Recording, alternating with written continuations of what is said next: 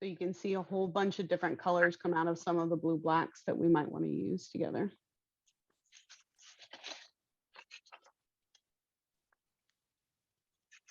Purples. You can start to get some really cool effects with different bleaching effects that happen with purples.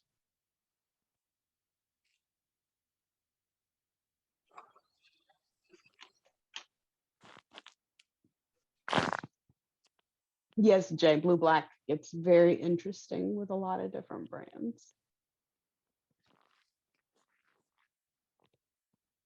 I can't get that one to focus.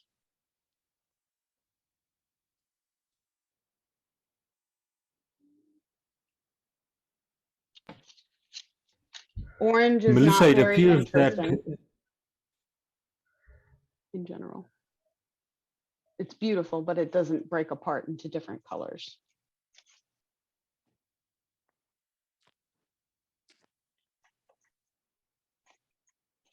Some pinks, some oranges. Not much interesting comes out because they're usually pure colors in fountain pen ink. Green is, I think, where it really starts to get interesting with purple and the secondary colors. You can start to see a lot of different shades and colors come out of suspension. It starts off rather boring with the normal everyday green inks. Why won't it focus today?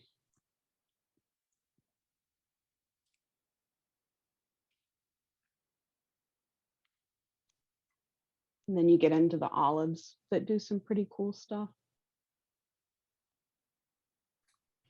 Would the chroma shading inks be a cool option?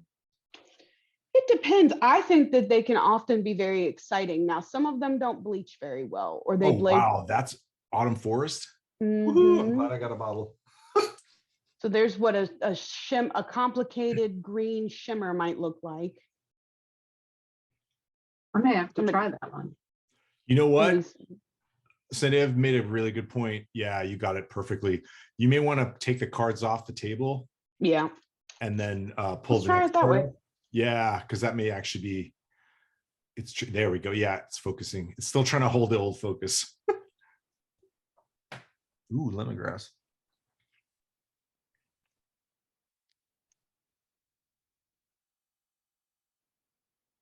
Oh, that's Van Diemen's. I marked the brand on that wrong, didn't I? Iron galls are usually very pure colors, and while they might bleach out, they're probably not going to spread into other colors of interest. They do some funky, cool stuff when they fall out of suspension.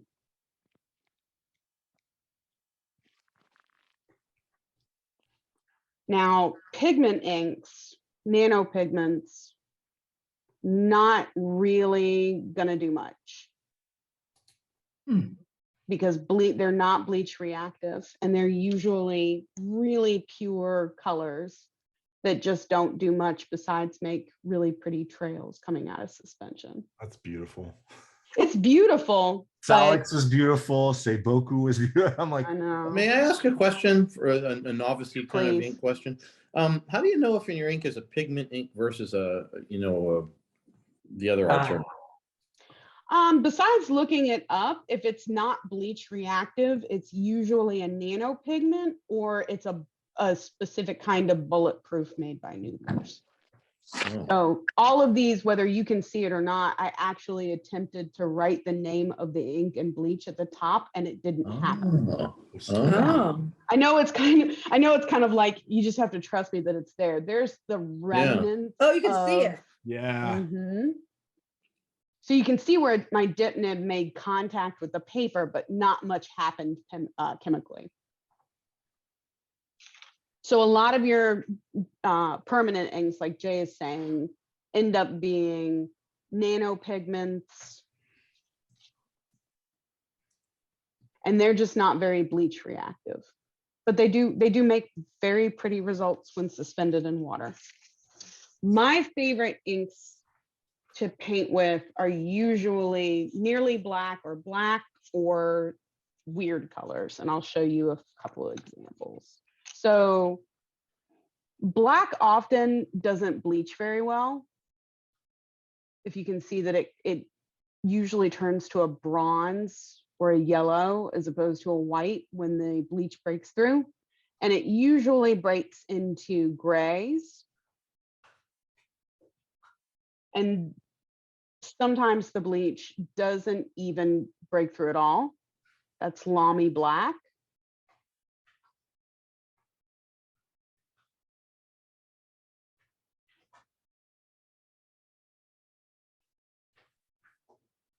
Pelican. Now, sometimes you find blacks that have a whole world of colors within them. That's Venta Romblon black, which to me is a green black. Does that make sense?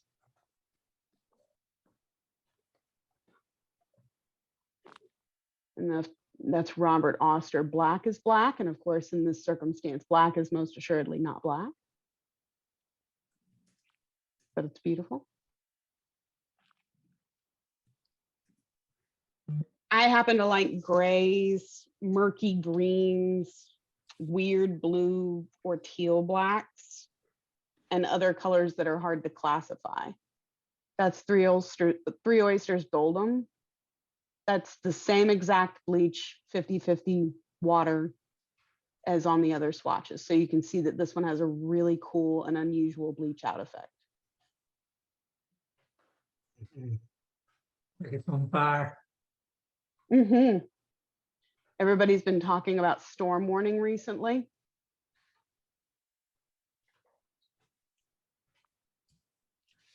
Which has some really great glow on it. Pin and Message Cigar by Sailor.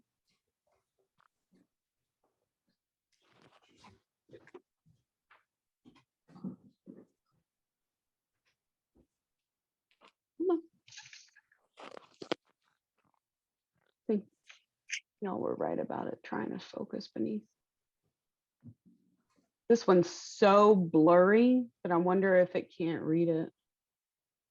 Because the bleach does some weird, crazy stuff on this one. Come on.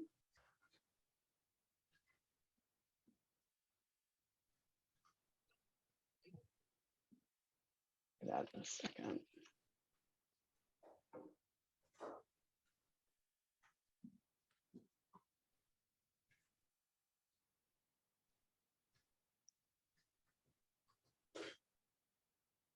That's the ink I used on the cover photo for the meeting.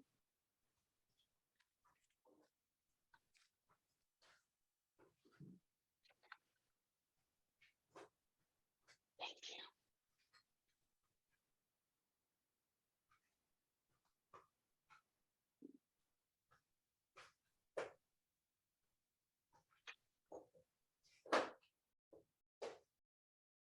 And that one's got like a purple halo on it.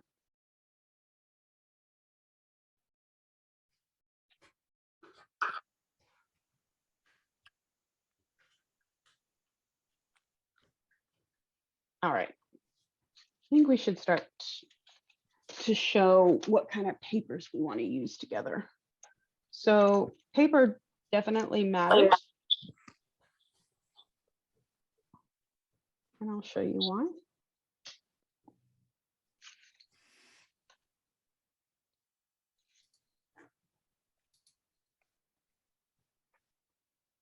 What's up on the top right? That's beautiful. It's the same exact ink as all of the other ones, whether you believe me or not. Huh. So That's gorgeous. this is Pannonia Kekfesto. Hopefully I can get it to focus. Yeah. Right? And this is how it looks on 4 different kinds of paper. So the first method of application here is not really interesting. We just dump some ink onto dry paper, right? Write on it, whatever, bleach it, whatever. But this is just the ink, how it looks coming out of your pen, how it looks used as a paint with no water. It's not uninteresting. It's pretty enough. What we're gonna do today is work on what happens when it meets water on paper. So these are 4 separate papers. It's the same ink, it's the same water, and as best as I attempted, it's the same amount of water on each paper. And this is what it looks like after it's dried. And you can see some examples of why I use a couple of different papers over others. This is Tomoy River. And it's not that it's not beautiful. David? I want to fix your sandwich. But Yeah, ask it everybody to will. mute their their mics, please. But you can see when you introduce water onto your favorite Japanese paper, it will warp and wrinkle and crinkle irreparably. You can't flatten that back out. The paper fibers are stretched. Right?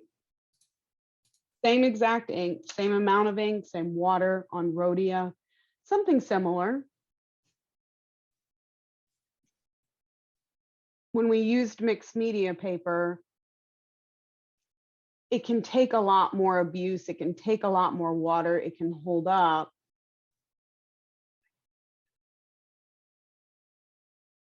And you see some sheen, and you see some colors coming out of suspension.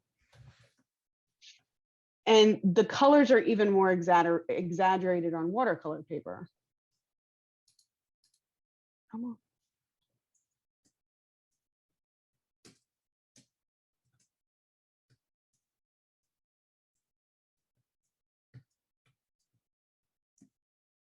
You were doing it fine before. Come on. Yeah, if you just hold it, it might focus.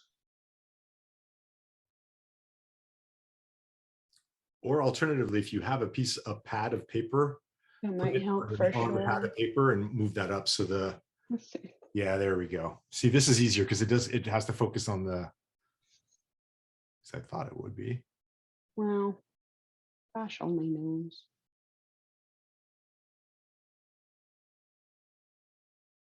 You can also draw a face on the pad of paper Ah! because it likes to, they're designed to focus on people's faces. Come on. I'm sorry. Okay. Hopefully, you can try this. So you can see the left is mixed media paper and the right is watercolor paper. And they both handle a lot of water and a lot of ink really well. The reason I use mixed media paper for bookmark making is that it's smoother than cold pressed watercolor paper and it laminates easier. But certainly if you don't intend to laminate it, you could just use watercolor paper.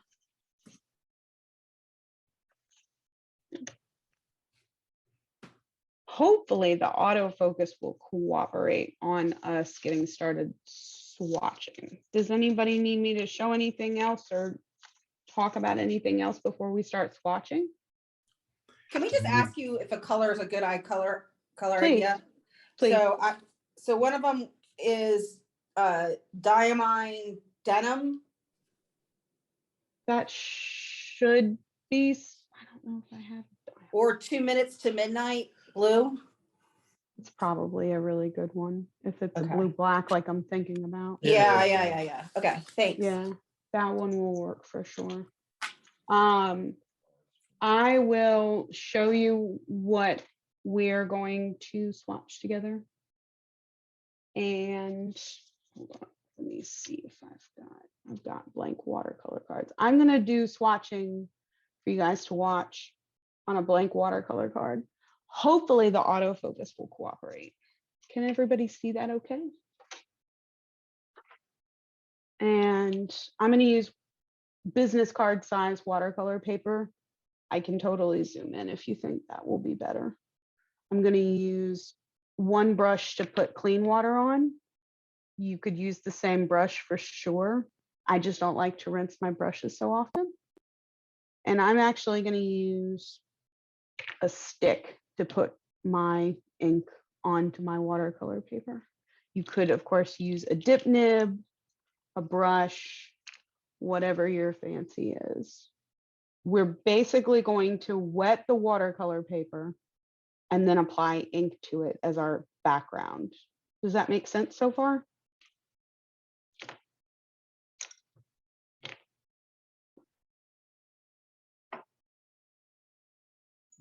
Yep. So we're gonna make our paper wet with just a naked brush and some water. And I'm gonna try to show you how much water is on here so you can see. And we're basically just putting a rectangle of water onto our paper. I'm gonna attempt to show you how much water is on here. You see how you can see the reflection of the water, but it's not about to drip off? Does that make sense? It's just a very thin layer of water as a rectangle sitting. And you don't want it to be so wet that it's about to bead and fall off of your paper. Does that come through okay?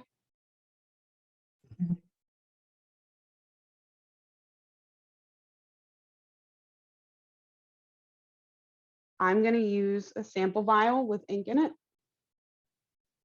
and a stick. This is a silicone stick. And all I'm doing is touching the ink to the wet watercolor paper and letting it do whatever it wants to do to fall down. And I'm just going from the top of the card to get a pure representation of the color, and it's going to fall down into the water. Is your table flat or slanted? It is flat, Okay, thank you. of course. So the ink is just falling through the water, if that makes sense. These are my And sketches. then comes the fun part where you watch ink dry. I used to do stuff. Show you later. And you can exaggerate this by tilting it more or less if you want. I was like, oh shit, they're gonna want to come play while I have bleach on the table. I feel bad. Huh? You want to have your dishes? Oh yes.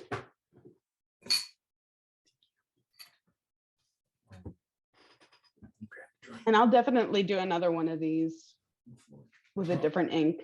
This one is probably, I don't know, it looks so beautiful once it's dry, but it takes forever to fall out of suspension. This is the exact same thing when it's dried, Oh, it's okay. the exact same ink. Charcoal, cranston, Tom. Does it make a difference if you speed up the drying process by using a heat gun for some of us who are crafty? You know, I haven't played with it much. The only thing I would say is if you've got a lot of water on your paper, you might, if you will, blow it around. I think it could look really cool.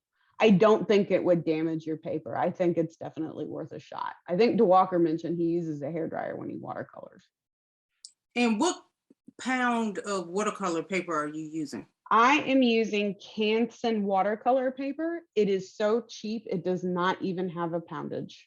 And is it hot or cold press? This is cold press. And I think cold press does a better job of displaying color breakaway. So this is the same thing as I was just doing once it's dried.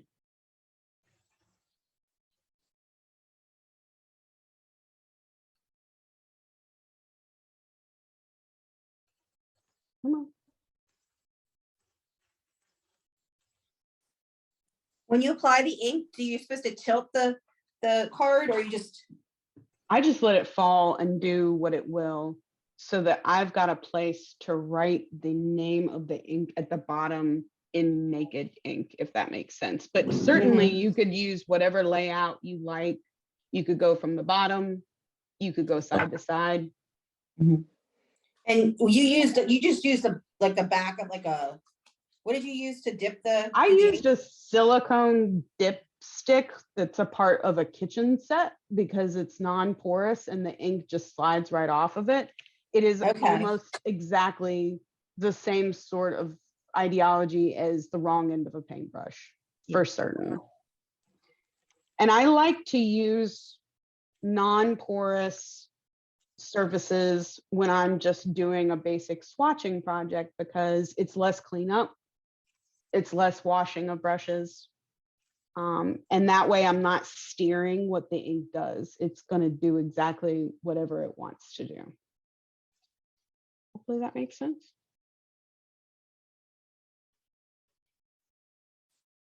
Let's try this.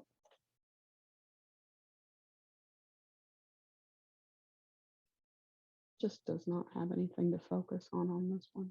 There we go. That's after the ink has dried and it is separated.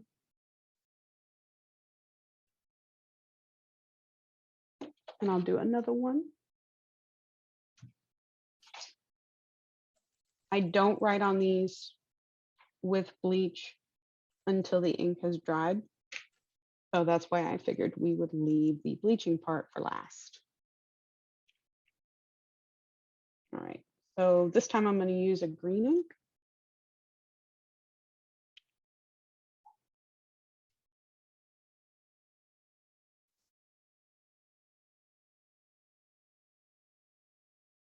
And again, I'm just putting a rectangle of water, just enough to wet the paper and not so much that it falls off or beads.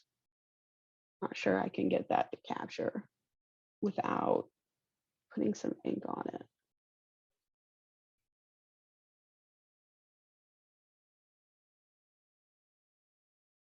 That one's going to fall out of suspension a lot faster, I think.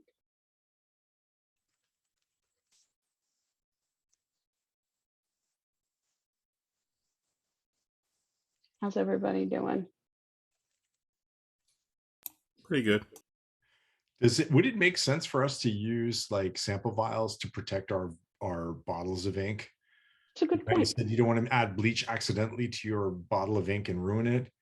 Would it be better to put them in sample vials so that way, worst case scenario is you've ruined a couple milliliters of ink versus an entire bottle of your favorite, maybe not replaceable ink? That's a very good question. I tend to use sample vials for that purpose and also just the ease of them being shorter. You know, I don't have to worry about tipping over a bottle. I can put it in my little caddy and it just stays where it is. Sure. I think it's an excellent idea. I don't do anything with bleach generally on wet watercolor paper, and I can try to show you why, because I actually made one on purpose to show you what it looks like when you put bleach on wet watercolor paper. So here is an ink from Pannonia called Marixel. Try this thing again. I wonder if I should change the angle on here.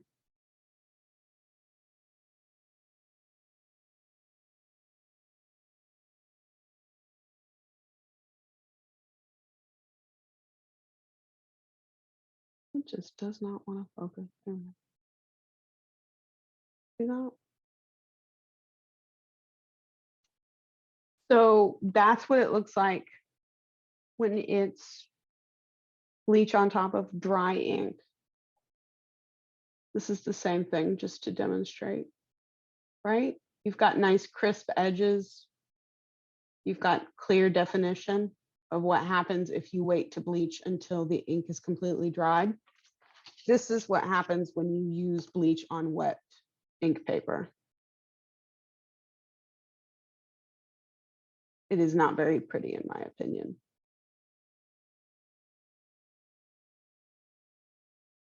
So that's why I wait to write in bleach or draw in bleach until the paper is dry. Does that make sense? Honestly, at that point, there's no risk of contamination because I'm done with the ink. Hopefully that makes sense.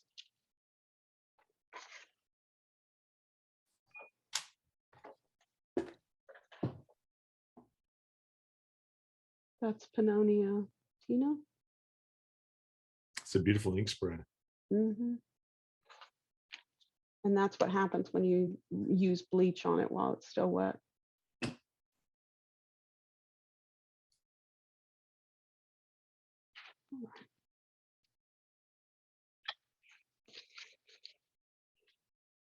So this one is on its way to dry. Still got a little while to go.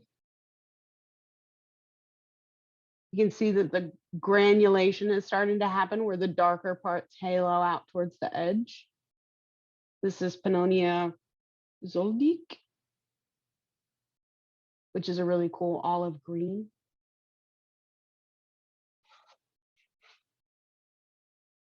How's everybody's swatch coming? Or do you want me to do another one before you start?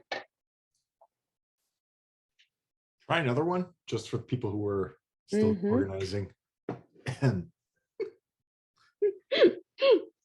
Not speaking for myself or anything. He's asking for a friend. For maybe a couple of us. Some of us who are slower than Or some others. of us who are challenged in general. Yeah, I'm definitely challenged. I think that this gets a lot less intimidating the more times you do it. And I mean, the fun thing is if you mess up a swatch, if you call all of your ink art a swatch and you mess something up, do you care? Because it's just a swatch, right?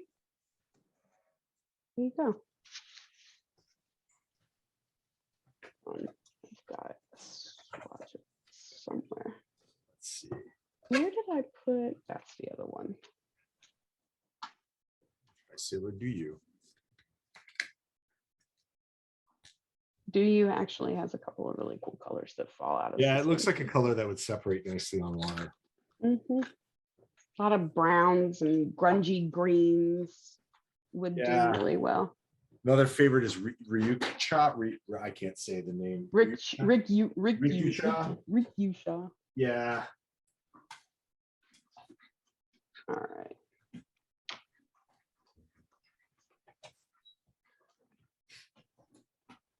You can see the reflection of the light in the water that you put on the paper, but it's not gonna drip off the paper that it's so much water.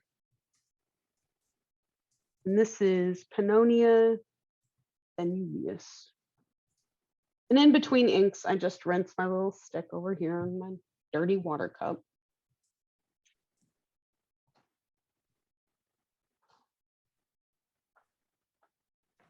And I'm just dropping it on there. This question came up in chat a little while back. Just for everyone's knowledge, I'm recording this. I'm going to post it online. So a couple people are not able to make it or have to leave early. So you will be able to watch that.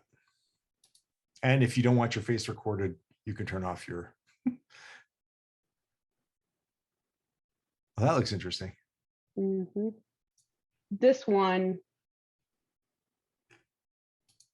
will look like that when it's dried. Wow. So they do change it. It becomes more. How did you get it to drip down? I missed that part. I was busy making a mess. Honestly, I don't even try to steer it. I just approach it like I'm going to put water at the top of the card and it's going to do whatever it wants to do. But of course you could steer that. So like, let's put water on this one. And let's do maybe, how can I best demonstrate this? You know, if you run your stick along the top of the card, if it's not traveling far enough down the card for you, you could of course do that. Okay. Or you could send it back up to the top by tilting it the other way.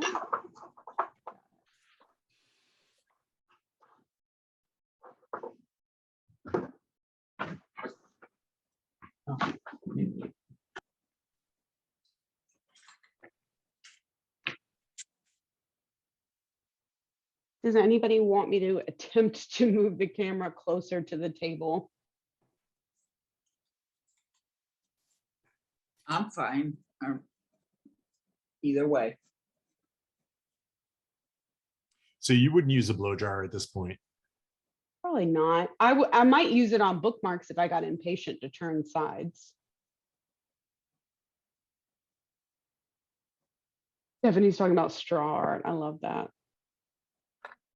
I've seen people do that on glass where they Mhm. pour thick layer, they pour the acrylic inks and then they blow it around using what looks like either a heat gun or a blow dryer, and then they add other layers and it mixes and does some pretty cool stuff.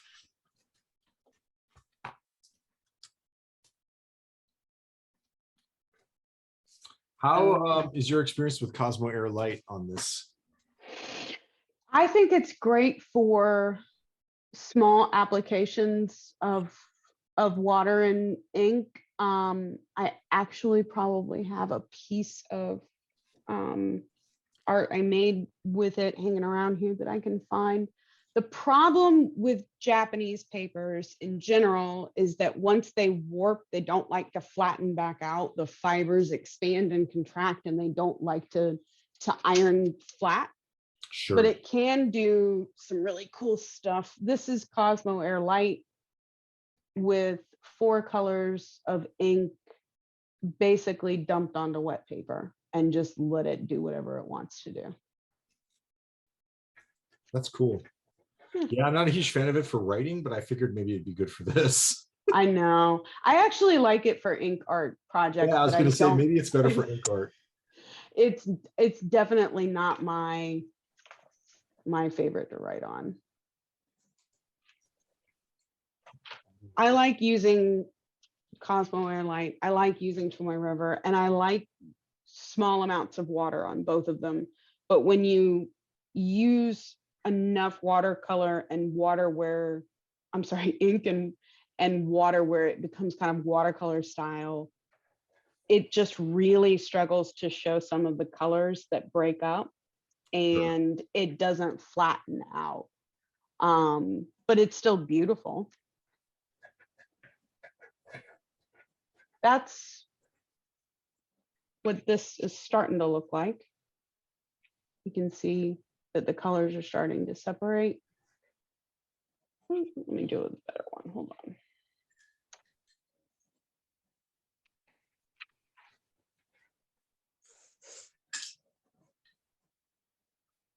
Note to self. Find a different way to get these to focus sometimes. I wonder if the light temperature is affecting it. It didn't seem like it was doing so horribly on focus yesterday. I apologize. I wonder if I need to mess with the camera angle a little bit. Let's try that.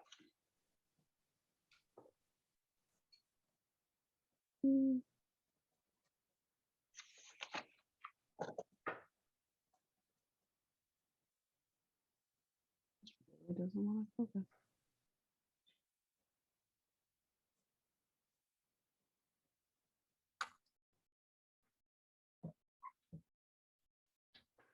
You can see that one starting to form up.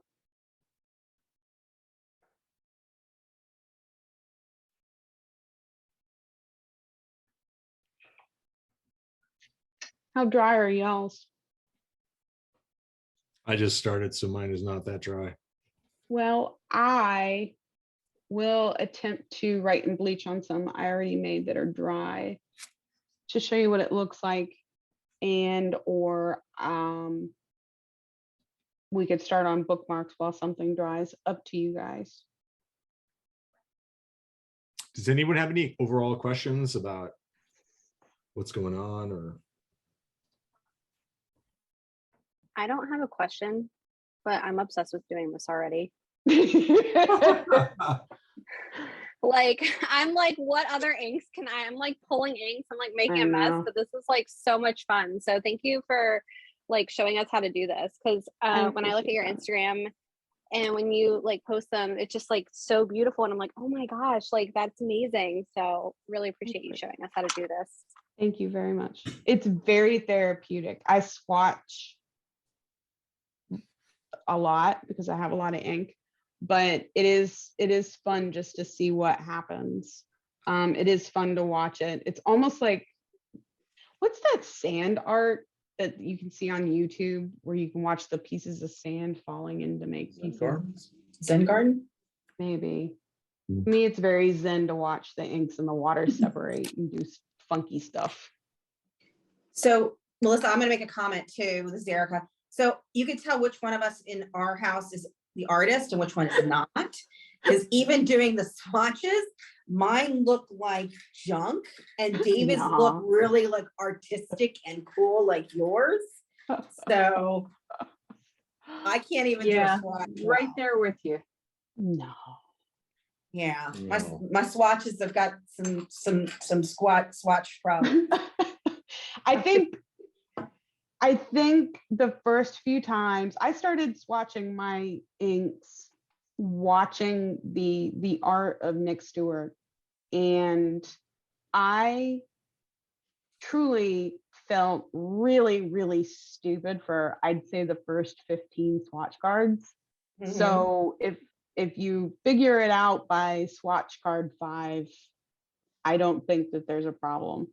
And certainly nothing says that you couldn't get a big sheet of watercolor paper and just do little mini swatches or just little drops to study how it doesn't have to be a business card. It doesn't have to be a project. It can just be, what happens when you dump some water on some blank paper Right. and then drop some ink into it. Yeah, I think the key is having a crisp line at the Mm. edge, which I didn't do, and then having the right amount of water, which I clearly don't know. And David just does it so much better. See how it starts to fill in the holes and then it's floating. See how it's beading? Yeah. That's too much water. Okay. That's enough that it's just gonna run everywhere. But it can still be very pretty, right?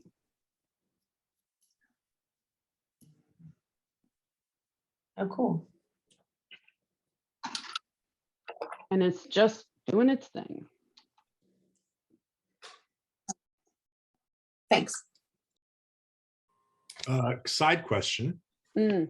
There was a little sample holder in purple on the left. Mm-hmm. There may be a few people who want to know what that is. I will definitely post links. It is a silicone lipstick organizer from Amazon. Aha. I use silicone everywhere on my desk. It is the most awesome material. I use it to hold my pens. I use it to hold ink vials. Here is another version. And all you have to do is look up silicone makeup organizer. This is a lipstick organizer. I can hear Amazon right now going, all of a sudden there was an uptick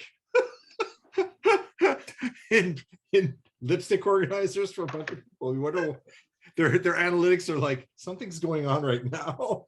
This is what I use to hold my inked pens. It is a silicone sewing organizer called It's So Emma.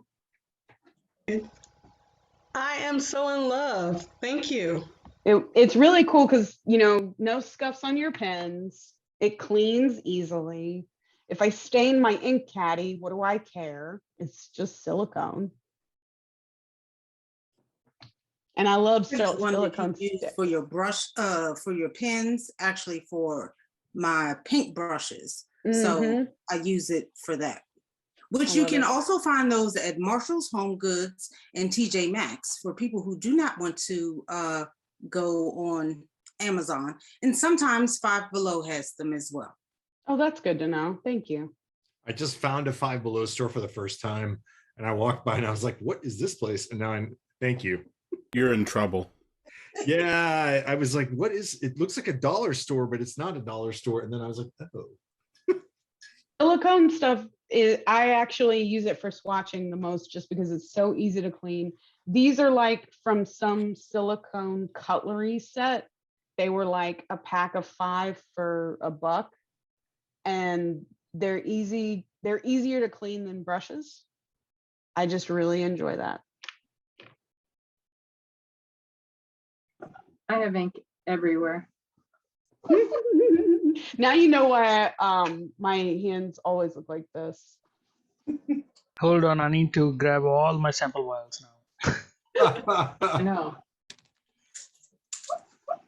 All right, you guys keep making more swatch cards.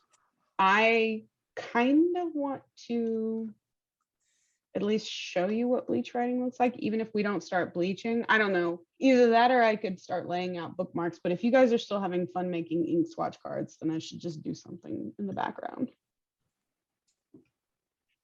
So I have a question before you go any further. Please. How did you get into the art aspect of it? Because I've seen some of your artwork using this. Did you start out making bookmarks, or did you start out, are you artistic? Like asking for someone who's maybe a little more like Erica. I was an art major in high school. Aha. I primarily was a student of acrylic painting and drawing when I was in high school. I was an art and art history major. My first time in college, I dropped out after about a year of art studies. I went to work full time in the legal field. And when I finally got a college degree, it was in legal studies. I collected a lot of quasi crafting and artistic hobbies before I got into fountain pens and fountain pen ink art. I did Zentangle, I did Zendoodle, I did alcohol marker, adult coloring, and nothing really stuck for very long. And then I got into fountain pens, and it was a very long rabbit hole to travel down. I am a failed watercolor student. I absolutely stink at watercolors, if you believe it or not. And the reason I think that I was no good at watercolors is I took the limited artist's palette of watercolor pigments and I tended to murder them by making mud. I'd try and mix 2 and 3 and 4 different pigments together, and I could not stop making big puddles of mud, browns, whatever. And it was just very frustrating to mix colors with watercolor paints for me. And then I started seeing Nick Stewart's artwork while I was getting into fountain pens. And a lot of his artwork is really just one ink. One ink that breaks apart into a bunch of colors, or one ink that gets touched by bleach and changes colors. And I think that's an excellent way to start in ink art, is to just limit yourself to the most basic limited thing, which is finding a bottle of fountain pen ink that has a whole million colors inside of it, but you can't really mess it up if it's just one color. Makes sense. You should try oil paint. You can mix it without it turning to mud. It just takes longer to paint. I don't know. I think I'm done collecting art materials. I think fountain pen ink was the end all be all for me for art materials. I hope so anyway. I don't have any more room for any more. Let's see. Wanted to see. Let's try something different with the camera. Hold on. Bear with me. I got one of these clamp things, and it's actually got like a lot of range of motion on it. But what I don't know is whether or not that's too steep. Hold on.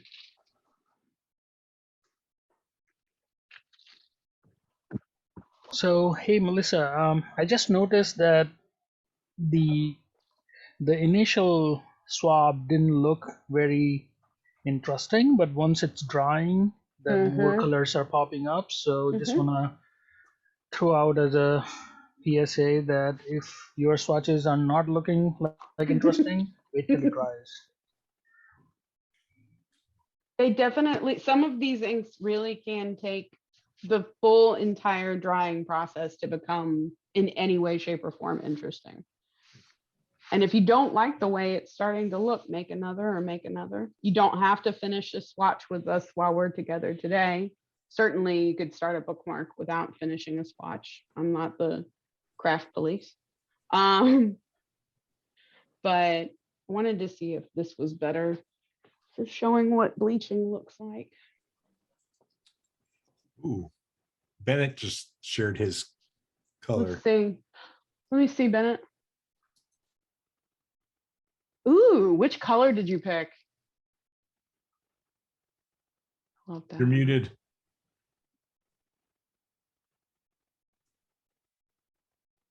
This is Waterman Green. Oh, wow. And Love let it. me, I also did a bookmark size, the same color. I love that. That's just Waterman Green. That looks super. Here's the bottle right here. Yeah, I actually thought of picking, I have the same ink, but I was like, this is probably gonna be too simple. Agnes, show us yours. This bottle is so old. I bought it at Paradise Pen when it was in Pentagon City. Wow. Here's Monteverde Rose Pink. Look at that. Oh, that is great. Y'all found better inks than I did. Two pockets. I would have never thought that there was blue in it. Huh. Well, Rose Pink, I've been saying for years that it's insane, and it was there even before we started having the dual shading. And this whole time I'm saying this has an amazing shading in blue. That's so cool. And definitely you shows used like amazing crazy here. amethyst too, which is beautiful. Yep, I did. The Penman inks had very interesting chromatography in their day. I bet those are beautiful. I did this guy. I don't know if it shows up, the Sailor. I think this is 224. It's not showing it. Hold on, let me close this.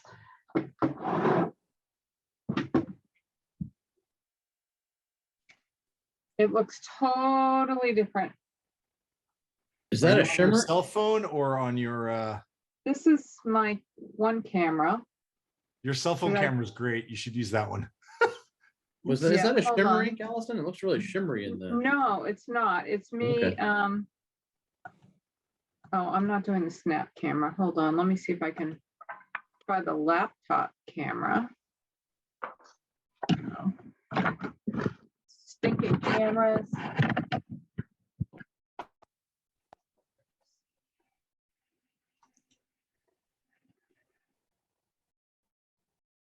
Yeah, it looks shimmery, or there's a That's the No. camera effect. interesting effect of creating graininess. Let's try this one. There we go. That's a much better camera. However, Yeah, but it's like too far away. Oh, there you can see. Although it looks way more purple, but you can start to see this is like Sailor 224, I think. It looks more gray in real life, but it's starting to get like greens. It's kind of cool.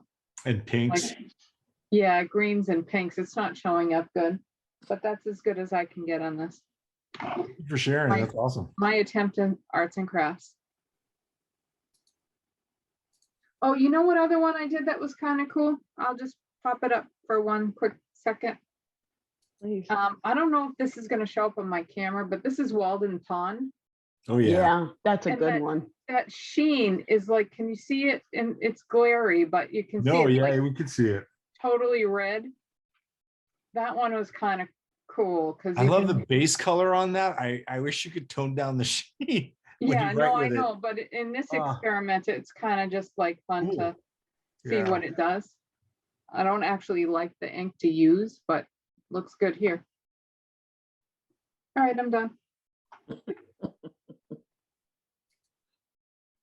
All right. I'm going to write with bleach so that you guys can see what it looks like. And you do not have to start writing in bleach. And in fact, I would say don't do it until your swatch card is dry unless you want it to make a lot of halo and wonkiness. Question. Please, Could you, for people who joined late, please. what's inside the jar? Yeah. This is 50% water and 50% bleach. I keep it in a glass jar with a plastic lid. I don't like using metal lids if you're going to keep these handy at your desk because they will eventually rust out. I did want to talk about rust and bleach and give all of the PSAs. So bleach is a corrosive material. You should never, ever, ever, ever, ever, ever, ever put bleach near your fountain pens. You should never, ever, ever, ever, ever put bleach near anything involving stainless steel without understanding that it will eventually succumb to rust. Okay. By way of an example, just to show you a visual, this is a handful of rusted out nibs used in bleach art. Can everybody see that? Yep. Looks like the stuff they take out of the bottom of a ship at the bottom of the sea. So those are all your 14 karat gold knit? Just kidding. And I haven't done enough experiment with other nib materials and substances, but I can tell you that if you're using a dip nib with bleach, you need to be prepared to sacrifice that dip nib to science. So I use nibs that have worn out for the purposes of regular ink. And I use cheap Nico G dip nibs with bleach, with the understanding that I am slowly but surely ruining it. Hopefully that makes sense. And I don't want anybody to worry if their nib ferrule rusts out. And I was going to go ahead and show you what that means. So dip pin anatomy time. Can you see the insert with the prongs on these dip pin holders? Can you see where the prongs are? Hold on, let me get a background. The other one you could see, this one not so much. Yep. See that?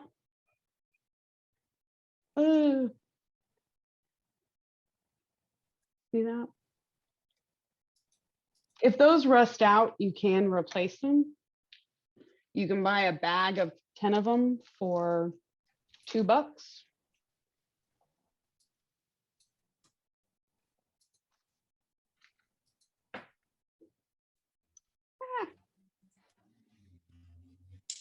They're called pin inserts or ferrules.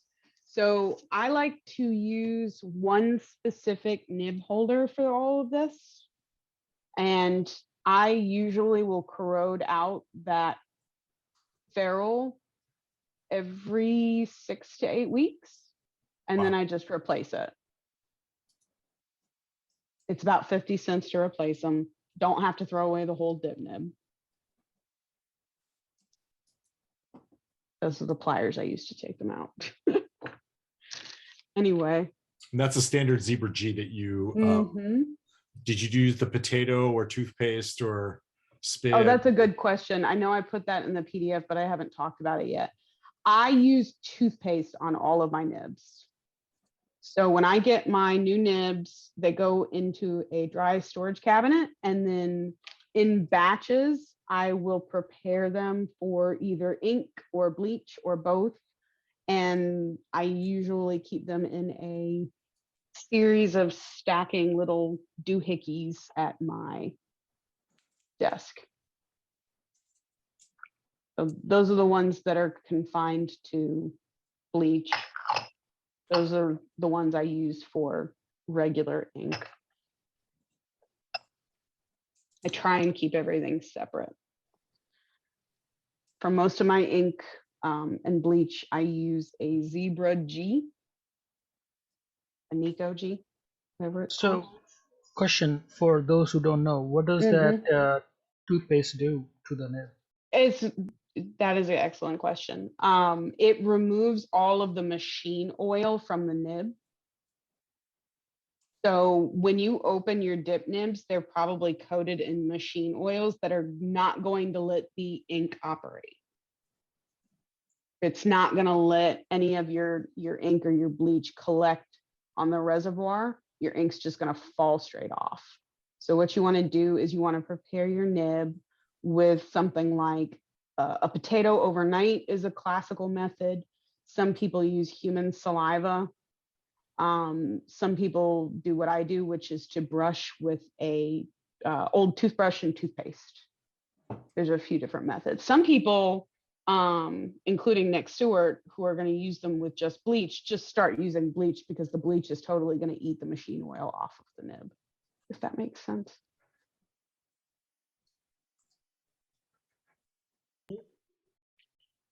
Thank you. I had this focused for just a moment earlier, and I wanted to see if I could get it focused again. I feel like I'm spending a lot of time, I don't know about the rest of you guys, but I'm just playing around with the ink just to see how things play. Like I'm not even focused on trying to get Melissa level. I feel like I'm just like, wee, look at how the ink looks. So But, the first time I started playing with ink and water was for the purposes of trying to find inks to make an ink painting for the Robert Oster ink art contest. And all I did for 2 weeks was fill pages of watercolor sketchbook pages with little blobs of water and ink just to see what they look like. That's all I did.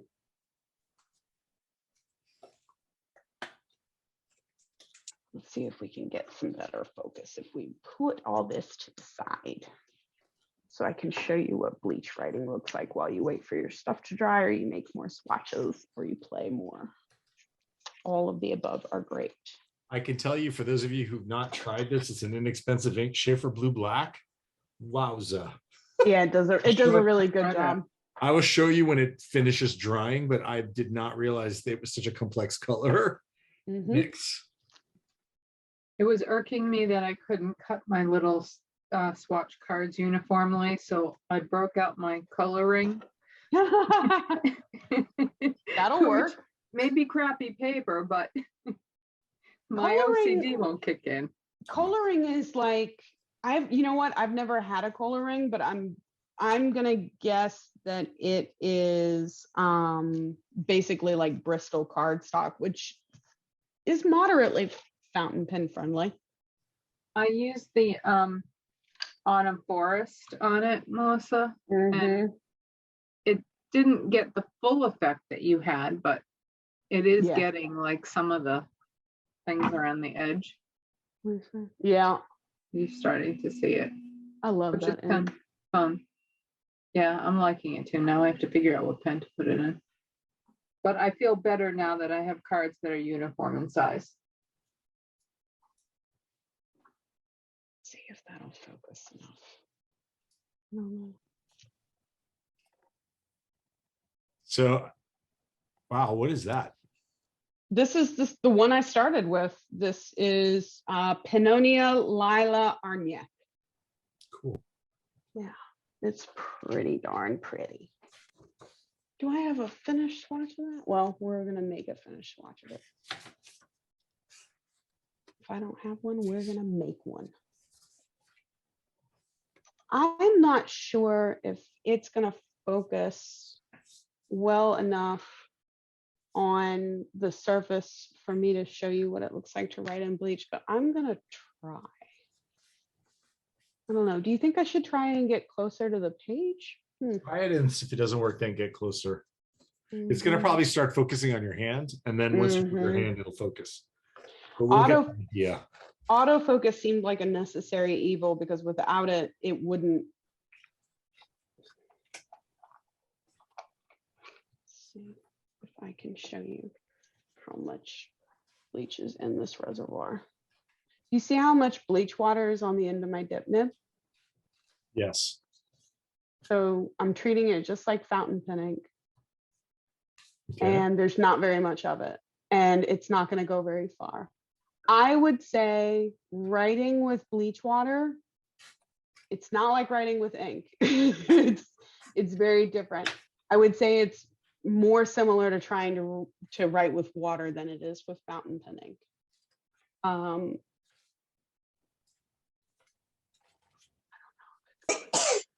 Bless you. Thank you. I wonder if I need to go from above instead, because it's gonna continuously try and get my hand while we're doing that, isn't it? I think so. I think we need to go from above.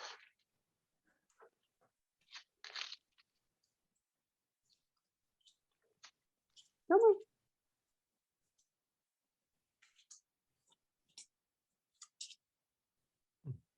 It's leaning.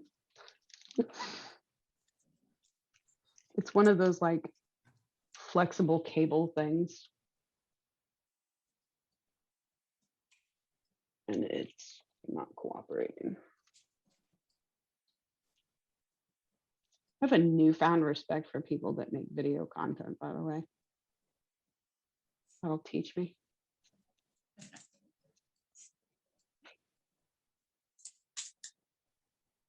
Is it just too close? Is it just not angled right? See what it looks like.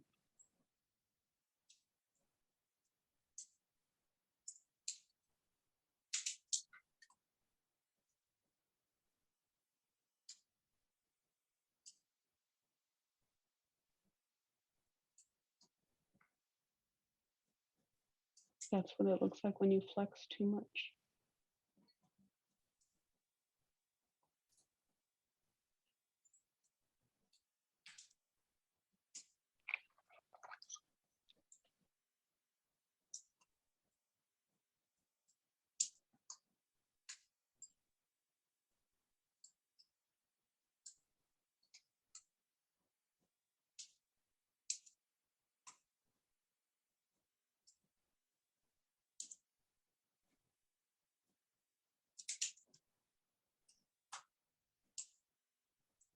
Everybody's so quiet. Is everybody staring at their swatches? Well, a bit of what you're doing and a bit of what I'm ruining. You're not ruining. Allison, I just tried the what do you call the Walden Pond, and that was a good recommendation. It's really neat. Yeah, it's kind of cool the way the sheen came out. I've also had a pretty cool result with Private Reserve Black Cherry. It's That got would be a sort of good some one. neat pinks and stuff in it. And this was my attempt at the Walden Pond. It's got some cool, like real light blue kind of forming at the edges. Mine's not totally dry, so I don't have the sheen. But one of our best ones so far is this. Unfortunately, is a limited edition ink that's not available anymore. Sailor Penlux Mopine. It's a sort of a olivey color, but it's got some real pretty bright blues that are coming out of it. That is pretty. That reminds me a little bit of Pen and Message Cigar, just a little bit maybe. I don't have that one, but I'll take your word for it since you know it. Since you're more of the ink sommelier. Yeah. And this is I what it also- looks like as the ink, as the bleach dries, by the way. Which is cool. Right. I Veronica. won't hold up my swatch, but Robert Oster Thunderstorm was kind of an interesting one. Oster in general, I think makes excellent inks for this purpose. I tried and I got some little blotchiness on my first attempt, but That looks Um, excellent. yeah. This one came out better. This is Sailor. Oh, I love that. And it's drying up, but the lettering came out not blotchy. And I used, I'll show you the dip pen that I used, which was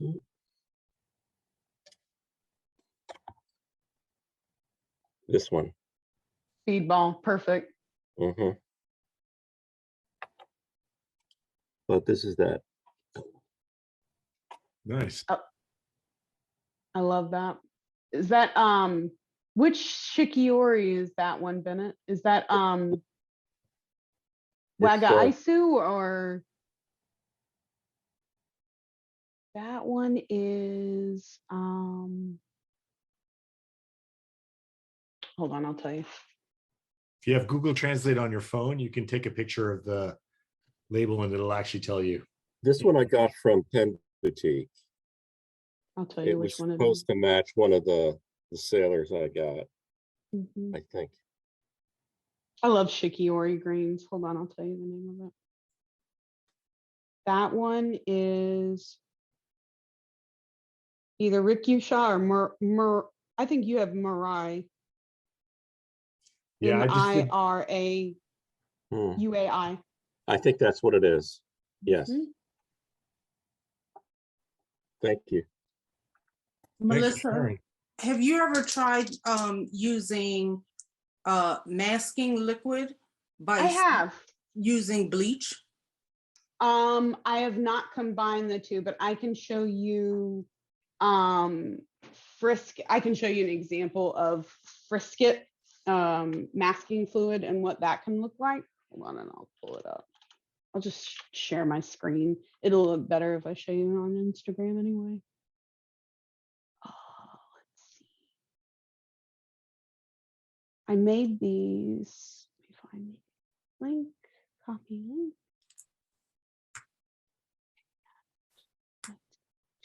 Screen share.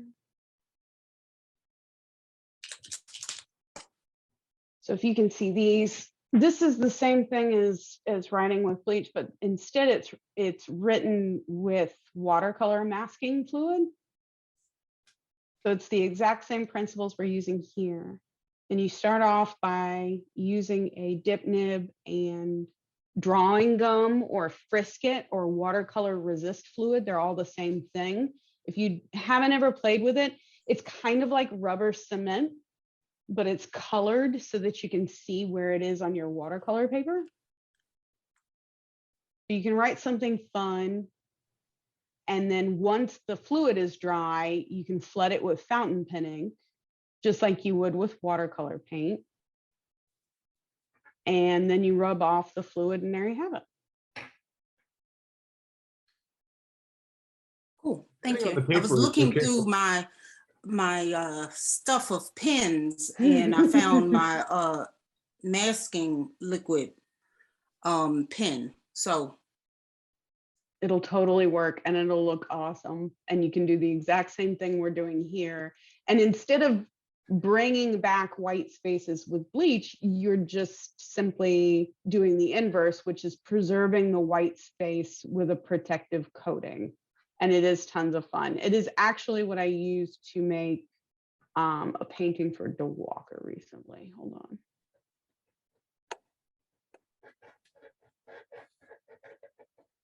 So that's masking fluid. And then it's just flooded with ink and water. thank you.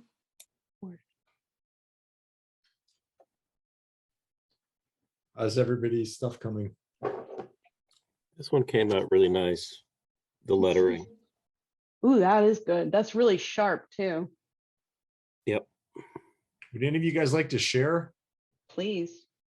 Yeah, share some of what you guys got. Hold on one second. Give me a second. Let me add spotlight. Add spotlight. Oh, you guys all did it on one sheet. I was cutting mine up. Wow, look at Earl Grey. I love that. That's so guys- cool. I love it when the blue blacks got purple in them. Mhm. The dark grays. Beautiful. Thanks. This is so fun. I love it. I'm obsessed. So therapeutic. Yeah, this is kind of nice. So anybody else? Hold on one second. Melissa, I have a question. If the bleach doesn't work well with the color that you're using, what does that mean? Well, some colors and brands of ink are just going to react differently amongst one another. Which one are you not liking the way it looks with bleach? Sailor Black, actually. I just used It's just too hyper pigmented. That's the sign of an excellent quality dye black, where it's so dense that it stands no chance to break through. And that does happen with a lot of really high quality black inks. If you look, you see that there's just a wee hint of the bleach coming through, whereas on these other ones, it's much more visible. Yeah. Like my Diamond Macassar is pretty good. Sometimes you see different colors of bleach that come through. Yeah. like ochres or Right. bronzes or neon pinks instead of whites. Yeah. I wish I could find a black that bleaches perfectly white. I wish I knew what to tell you. I've been looking for a long time. There's a lot of blacks. We could try some. Well, I don't know. Yeah.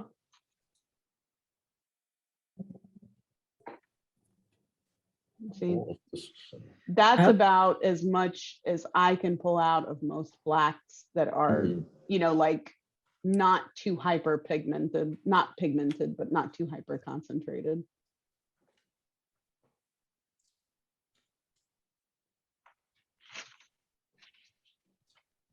This is mixing two of my favorite things, huffing Japanese inks and adding color. I have to tell you, the aroma of the whatever they put in the Japanese inks to prevent them from molding.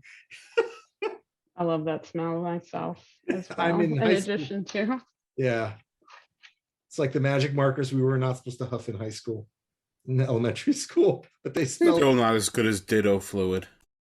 Oh, it smelled so good. Yeah, That's see, my he doesn't favorite. even know what you're talking about. I know what you're talking about. Daria is old enough to know Ditto what I'm fluid. talking about.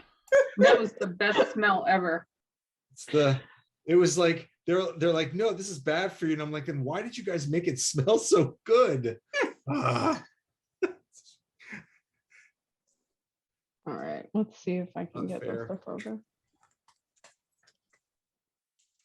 Well, if you guys like a blue black, Tasha Jeans Black is, or a black, I should say, not a blue black. It's literally, it's like a monotone black with a hint of blue.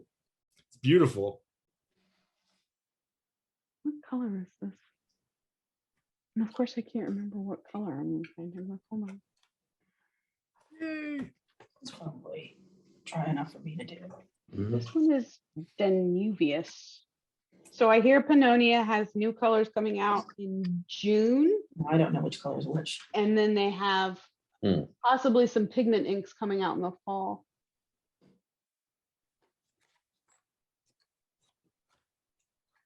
It's a beautiful color, whatever that is. Danuvius, like the Danube. Huh. I can't get this. Here's some of mine. Oh, let me see. It's gonna be so perfect. Wow, that's beautiful. Oh yeah. I also did on the Very nice. single page. Is that Krishna? That one, the first one is Poe. Nice. What was the orange one? I like that. This one, Yeah.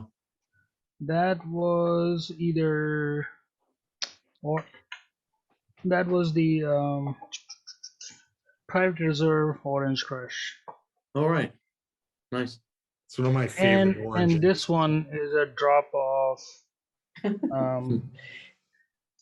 Organic Studio number 18. Oh, Okay. Ted asks about replacement ferrules for dip pen holders. Ted, I would look at one of your favorite stationery suppliers like John Neal Bookseller or Paper Art Craft. And then there's, if you Google replacement ferrule, you'll see a company called Osprey Pen Company that also sells them. You can also find replacement ferrules in like bags of 10 on eBay. I would tell you to just buy the cheapest ones. And I find that replacement ferrules are much better than whatever you get out of the factory. I want to say I rusted out the ferrule on my Kaweco like the first 2 weeks I had it, just with normal fountain pen ink. And then I put a replacement in it and I didn't need to replace it for like a year. I don't know what that's about, but. Is it normal for certain papers to take much longer to dry? Mm-hmm. My ink Which was papers are you using? I'm using a couple sheets of, so I went and I grabbed one of my old sketchbooks, and I'm using, what is this stuff called? It's from when I was taking a sketching class. It's a Strathmore drawing medium. Yeah. For dry media, pen, ink, light washes. 400 series. It's got no sizing in it, so it shouldn't be taking too long. It's maybe I'm just putting too much water. That is possible. I just can't get that to focus, can I? This doesn't want to focus today.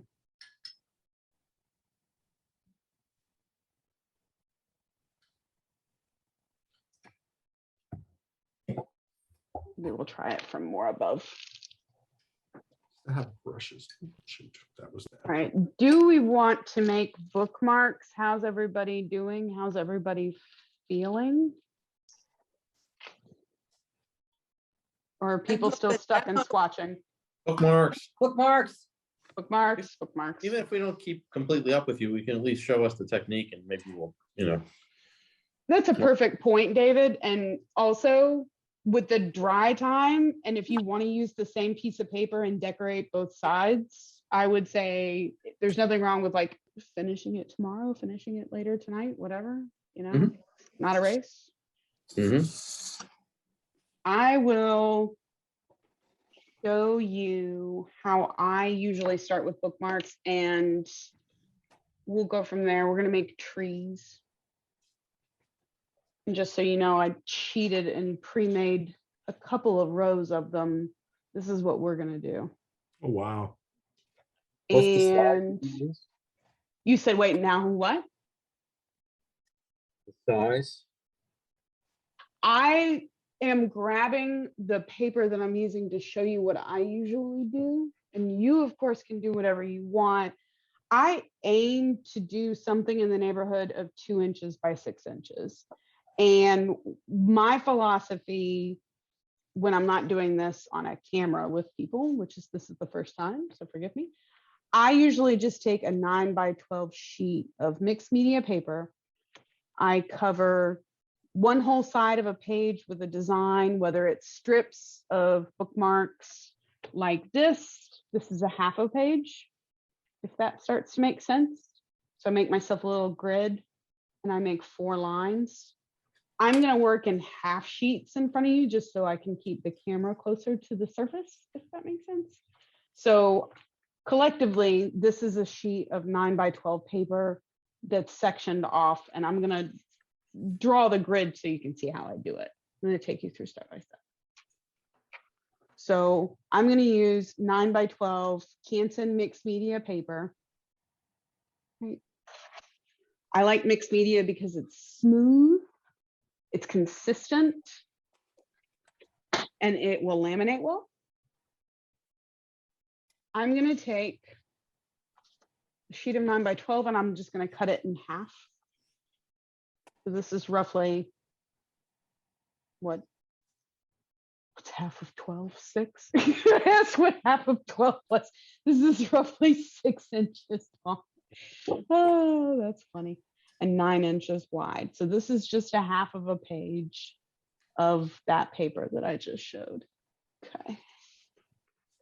And I get a Sharpie and I get a ruler and I make myself a little grid. I don't think that you need to be worried about like precise maths, because the way that I like to make these is that we're going to make them perfect, if you will, straight edges, nice clean edges when we cut them at the end, when we're done with them. So don't focus too much on making your Sharpie grid like immaculately well measured. It's not, we're not, building the Coliseum. We're making bookmarks here.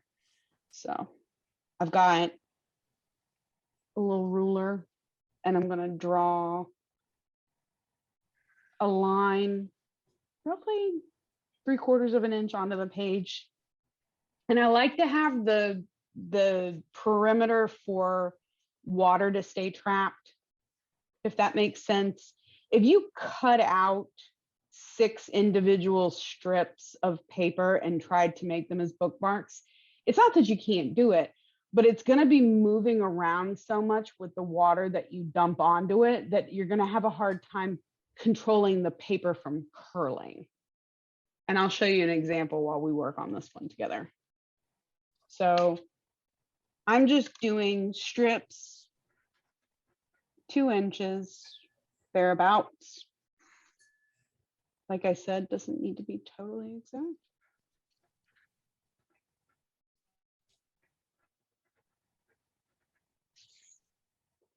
Give myself a little no man's land between the 2 of them. This is totally not perfectly measured, and I'm just gonna let it go. Because like I said, we can make them perfect with the paper trimmer at the end. Okay. Maybe I just cut the paper out of the notebook wonky. Totally plausible. All right. Roughly 2-inch wide bookmarks. This is a 9 by 12 sheet of paper, so this is 9 inches. And basically, I think of the left and right inches as kind of just dead zone for the water to run off, for the design to terminate.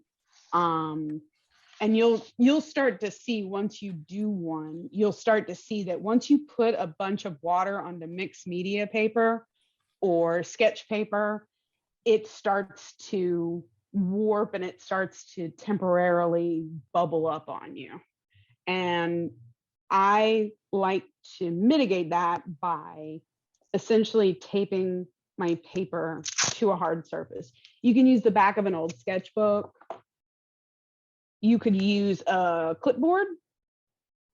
There's no wrong thing here. I would just advise that it be somewhat water impervious. I don't do this on your desk with a bunch of water that's going to seep through it and around it. And you don't need to tape the whole thing. You just want to give it enough where it's not moving around on you. Hopefully that makes sense. Anybody got anything so far? I can show a couple of mine. Please. They're not completely dry, but there's some really pretty ones. Let me see if I can share my screen. Add spotlight. So this is Lamy, what's it called? Petrol. Petrol. Beautiful. And this is Sailor Ryu. That's great. Look at the blues Thank you, coming Joe. out. Oops, as it really gets all over is my laptop. Great. It ruins my laptop. You see, it's not mine. Did not dry as quickly as I thought they would. Here is, this is beautiful. This is what do you call it? Schaefer Blue Black. It is great, isn't it? Got some bronzy, beautiful colors in it. And then nothing else is dried yet. Yeah, that's it for now. I will show more later. I have a few other ones, but this is so much fun. Thank you. I'm glad you're having fun. I love swatching ink watercolor style. Other methods, maybe not as fun, honestly. So I've drawn a roughly 2-inch wide or tall rather. And we're just going to go the full width of the sheet of paper. So that's about 9 inches. I wouldn't worry about making it perfect with your Sharpie. It's just a visual guide, really, because we're going to trim all the extra off.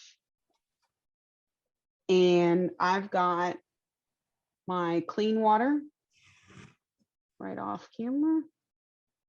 And I'm going to use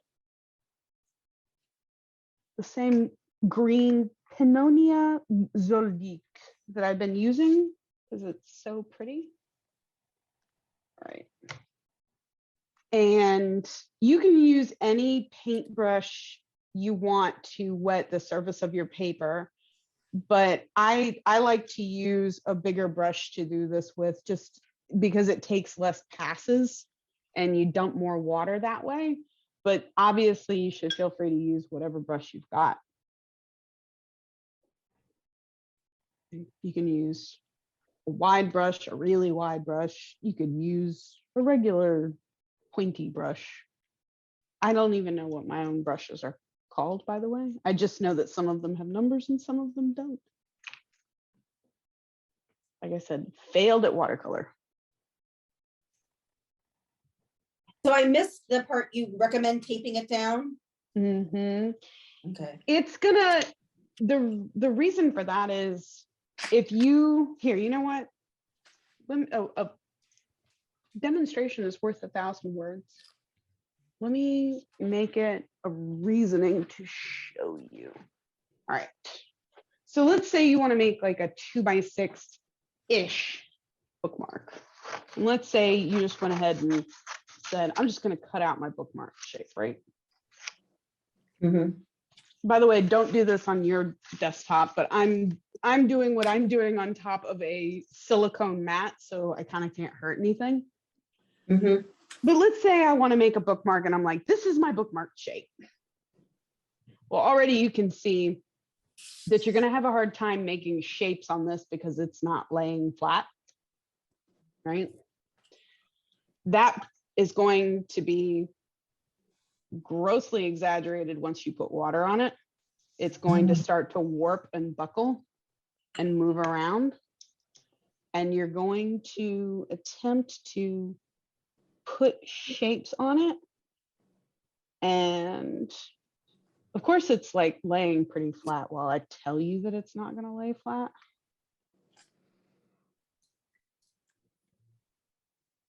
I mean, you could. It's not tilting too bad. It's running a little bit off. Yeah, of course, it's being well behaved while I'm telling you it's not going to behave. Whatever. But if I did it, it would not look like that.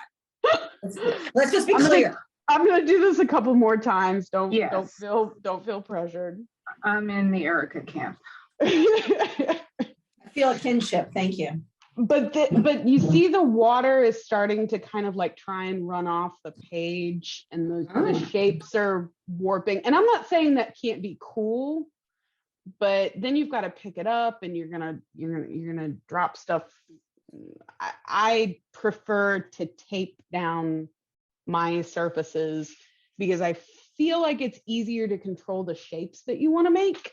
And then you can take your surface and like move it to your bookshelf to let it dry out of your way. So the back of an old sketchbook, a clipboard. I have these really cool acrylic panels that are basically like cheap plastic replacement panes for when you break your window. They're like 8 inches by 10 inches. They're at Home Depot for like $2. So this is just basically a piece of plastic that I'm got my paper tape down to. Right. And see this one, the one we just made, see how it's starting to kind of run out of control and the kind of flopping around. That kind of drives me nuts. You can make them however you want to make them. All right. The trees that we're going to make 2 strips of water. We're going to make a strip at the top for our foliage. We're going to leave a strip down the 2/3 mark for our tree trunks. And we're going to make another wet strip at the bottom for our grass. Let me see if it'll show, if I put the water on the paper and I tilt it, if you'll be able to see what I'm talking about. So that's 1 swab of water up top.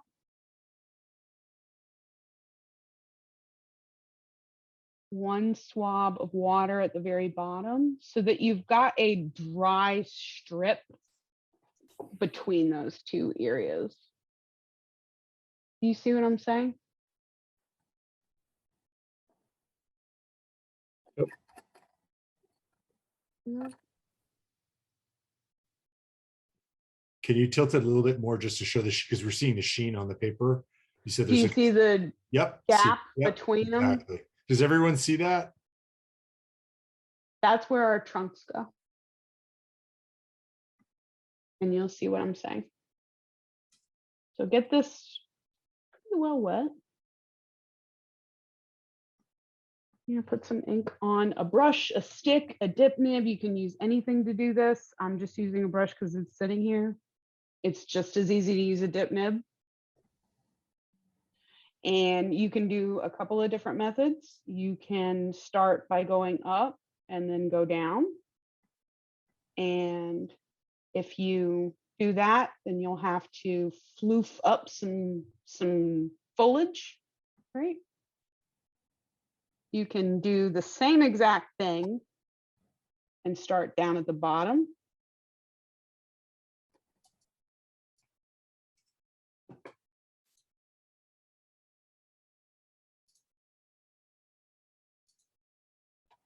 Going from the top to the bottom.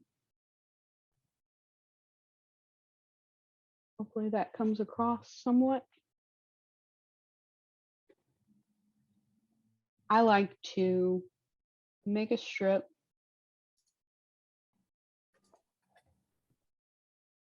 Dump a bunch of ink. Like whole bunch of ink.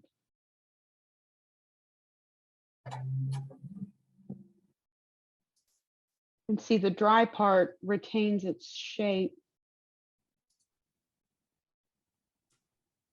You can add some more trees foliage in if you want. You can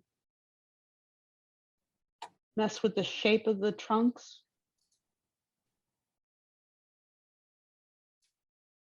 Making them a little bit more random. Putting some more leaves up over here. Switch the leaves towards one another. This tree trunk looks a little too perfect. Make it kind of wonky. Give it a branch.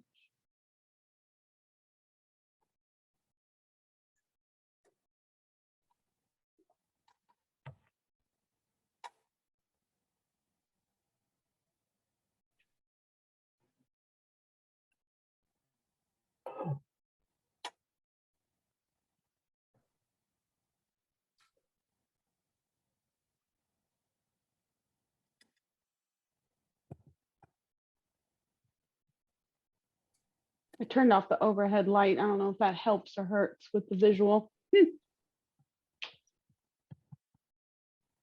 Let's do another one.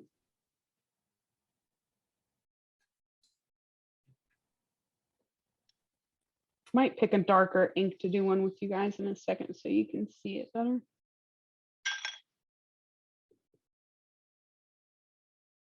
Let's do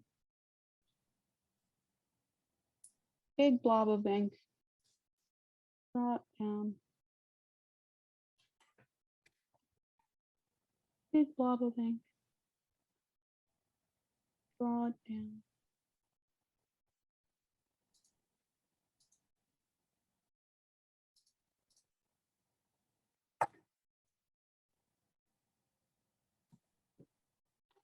Mm-hmm.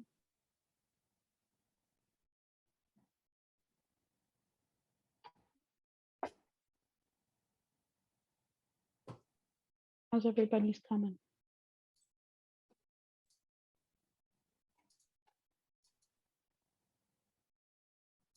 Still waiting for mine to dry. Hmm.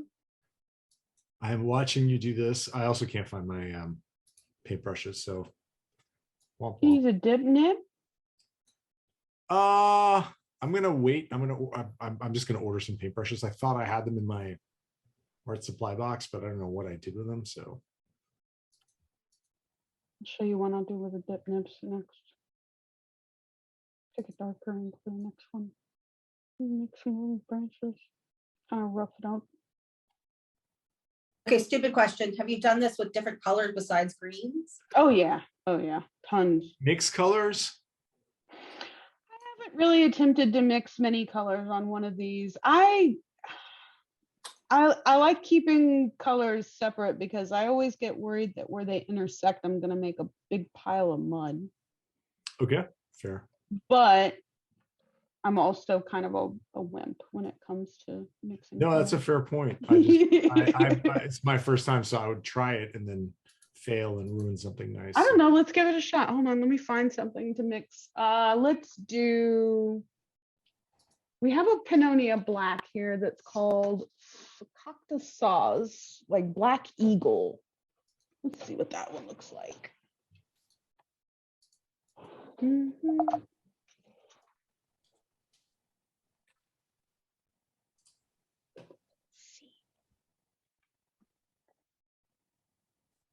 Here is a Pannonia black. Let's mix Pannonia black and the Pannonia Danube, the one that's the Danubius, one that's the Danube River. Let's just see what it looks like. Let's try it. All right. I will use a clipboard for this next one. Let me get that. Well, I did my first one. How's it look? Like shit, but it's fun. No. Crappy too. On the club. I already knew this. It's practice to get the water ratio and then find the ink that you want to get the result There's from. that. It's not all that. I'm sure you're exaggerating. I'm sure it looks great. No, my mother was an artist and we did stuff like this every day after school. And it was really fun to do and looked awful.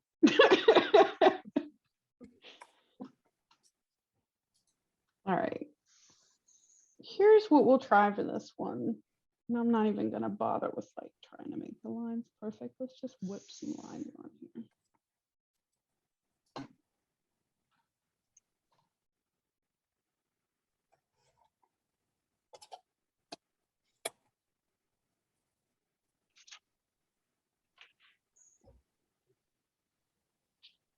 Let's try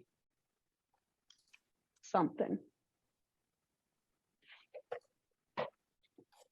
So what I'll do,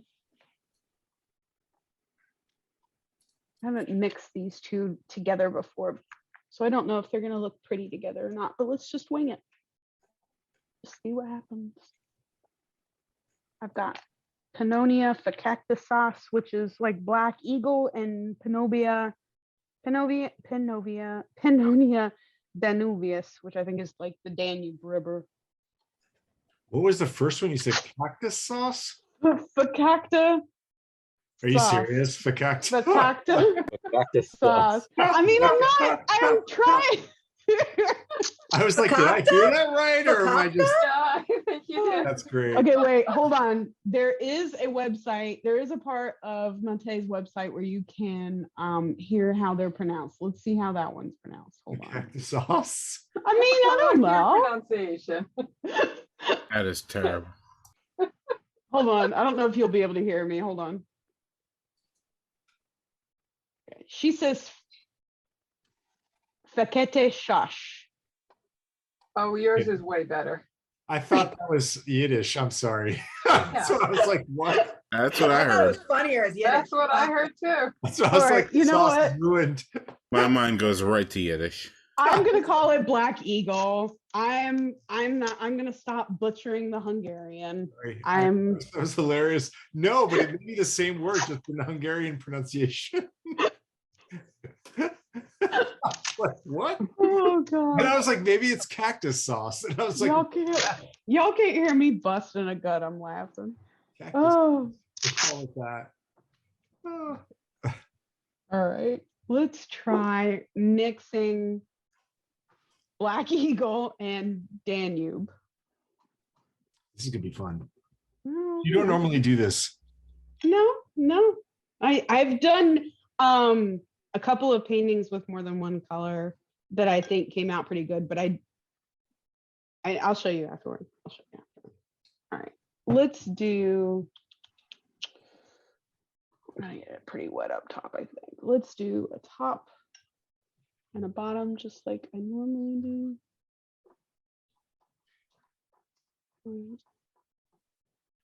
Let's do this other brush. Need another brush. This one's got green all over it. Mhm. Let's do. This is Danube.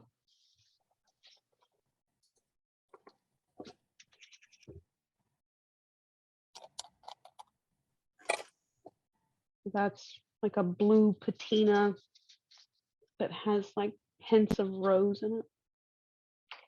And let's take a different brush. Let's look at this up. Oh, make it brown. Float 1, 2, 3.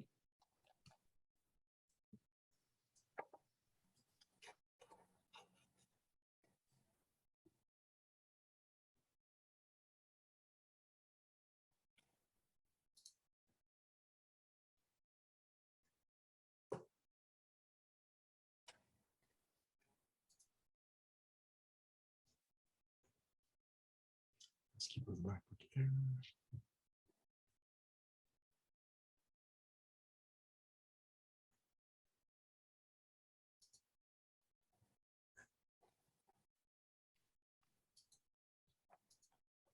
Definitely have more Pannonia inks coming. I think they're so much fun.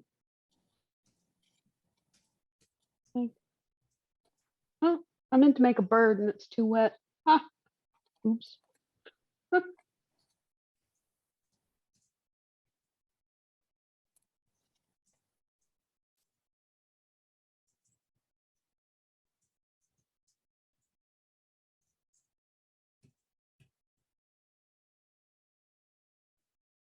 That's what the stripes of the tree trunks make them kind of irregular.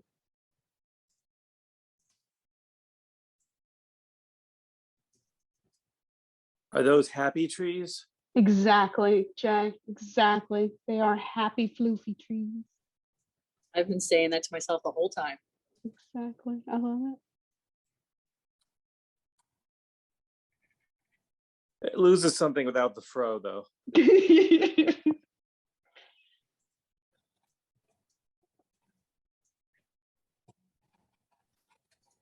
I really want to paint a bird, and it's still too wet to paint a bird.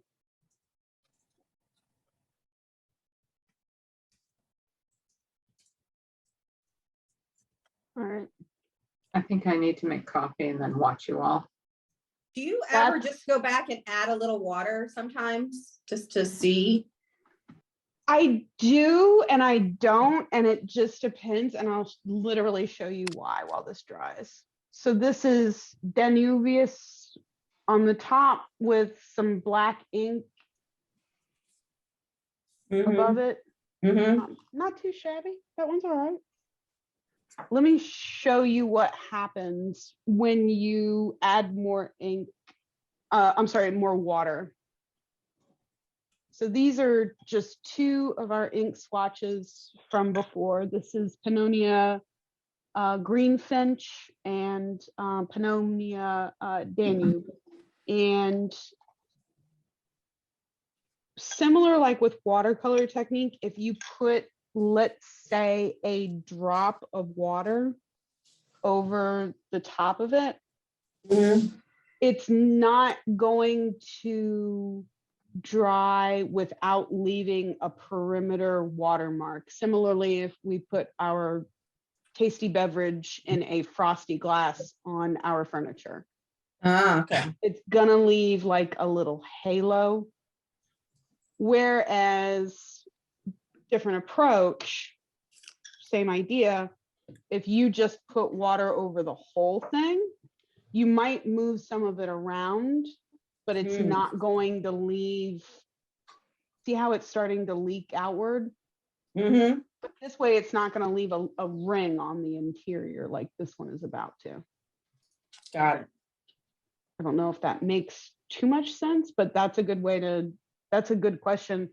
Watercolor artists, like real watercolor artists, will employ different techniques about when to apply water over the top of paints for different effects. I would say some of them might make clouds by re-wetting a surface and then dabbing at it with a cloth. So see how I just basically took a nice chunk of the paint off of the top by re-wetting it. Got it. Same principle, you know, you can dab at it. This one is a lot more water resistant, I feel like. Not really budging much.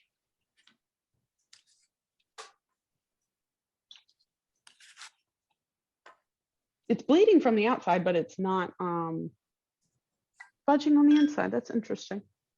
I'm just trying to figure out how to make mine look better, and thinking if it was just like so easy, like maybe I could just apply some water. I don't think that's going to help, but I'm just, you know. I'll show you what you can do with a spray bottle and to make something a little more sassy. Hold on. So yeah, because it's really it's not good when one person's artistic in the house and one person. Yeah. This is nothing more than a sheet of wet mixed media paper where I took a fountain pen and dumped the ink onto the surface of the paper. That's literally all I did with this. So however pretty it is, it's pretty because the ink is pretty and it's separated, not because I did anything particularly imaginative to apply the ink. I literally took a TWSBI Eco and emptied the ink onto the paper, and while it was already wet, and just watched it spread out. If you want to try something for different effects, you can use a spray bottle of water. This is like a pump action spray bottle. And then on your surface, if it's got some play on it, you might start to see some ink separation with the spray. The spray is just water, right? Just water. See how it curls. But by the time this dries, it'll probably make, see how the ink is starting to pop up at the top of the water bubbles? So it's going to basically stain it. Wow, I can get this to show.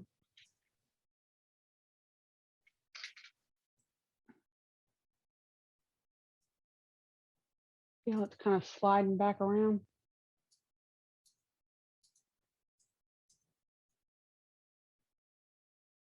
We'll come back to that.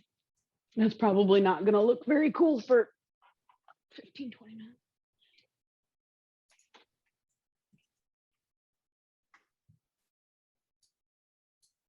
That's beautiful. That's Danube in the background with fakakta sauce on the top. Sorry. Black Eagle. Black Eagle. We call it Black Eagle. I need to ask Matthew what that means. He has it on his website, and I No, but what does it mean? Black Eagle. That's what it means. Really? Fakakta shash is Black Eagle. Now I'm gonna have to look up that word, those words, and what they. That's Hold awesome. on. Let me share the ink link. Hold on. Copy. Paste here. The inner button. How to pronounce the names of Pannonia inks.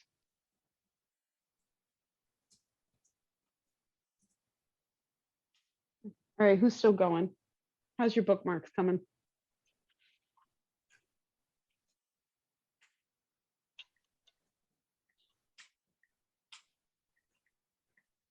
Okay, I didn't share this ink before. Vinta inks? I don't know. My daughter got it as a Christmas present. It was just hanging out here. Nakar, Mother of Pearl. It Love has that pinks one. and blues and browns, and it looks like you've mixed the inks, but you have not. I'm just using an iPad, so I don't think the color is going to come up. But I see it. It's beautiful. I The- love that ink. But the fact that it has pink and blue and brown, all right. It's kind of a horrible focus. Sorry about that iPad.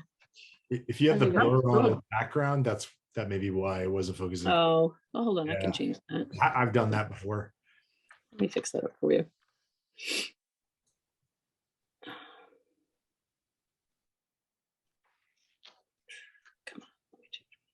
It also makes your hair disappear. Um, That's okay. oh, I get it. Hold on. Sooner or later it'll pop up. I don't know why I'm not finding it right now. No worries. We got to see when you held it up close.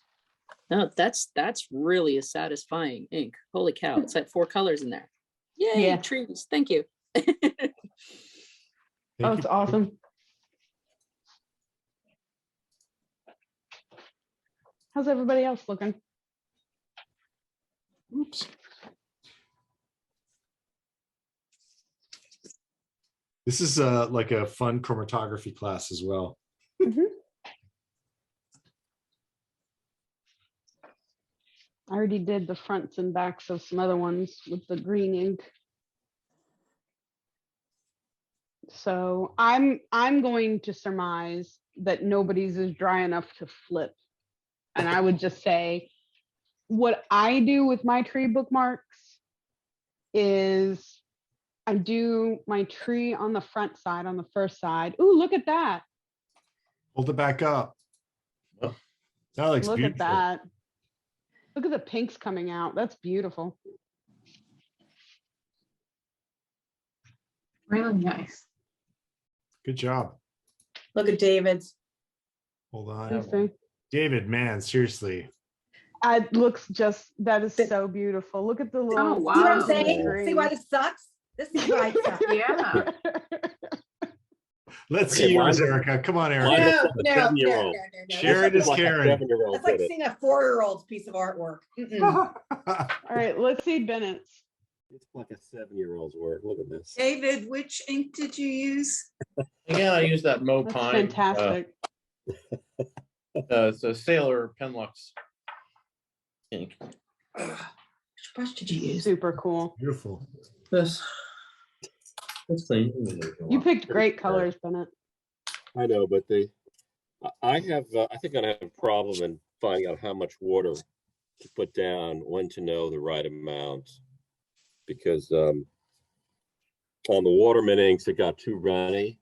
And Yeah. on the Sailor inks, it didn't really run enough, you know. So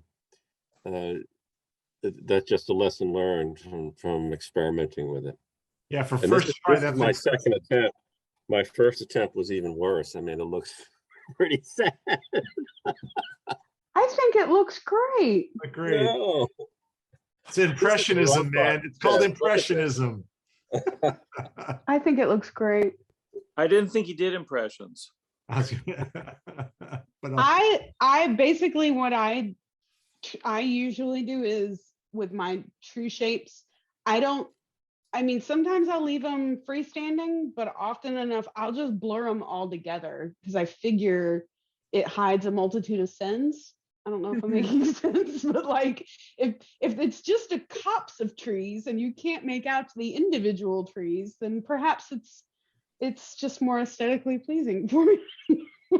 But usually what I do is I wait until the front, if you will, is just about dry to the touch.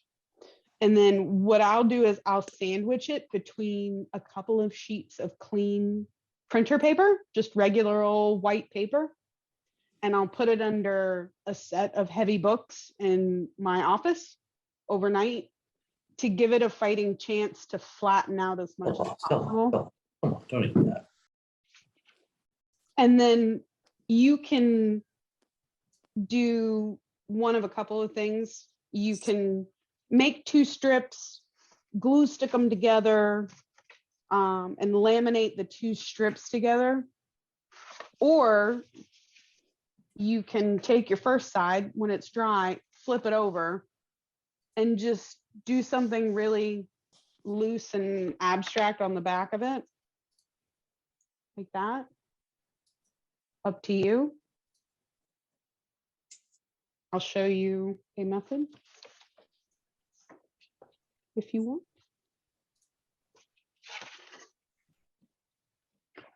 So you can still see the Sharpie lines from the front. I'm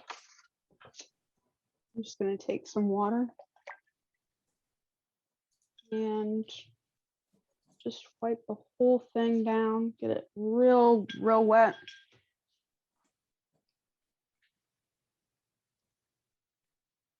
Take a brush and take some more of this green paint.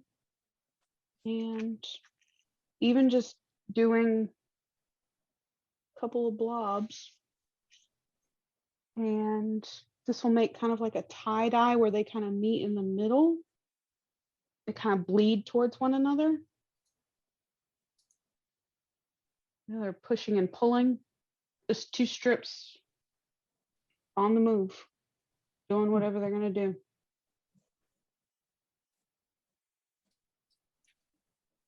Or what are we going to do for the other one? Do something like a crosshatch maybe. And see, as the paper warps, everything starts to kind of run together. I just don't try fighting it at this point. To be perfectly honest, I just let it do whatever it wants to do. I'm just gonna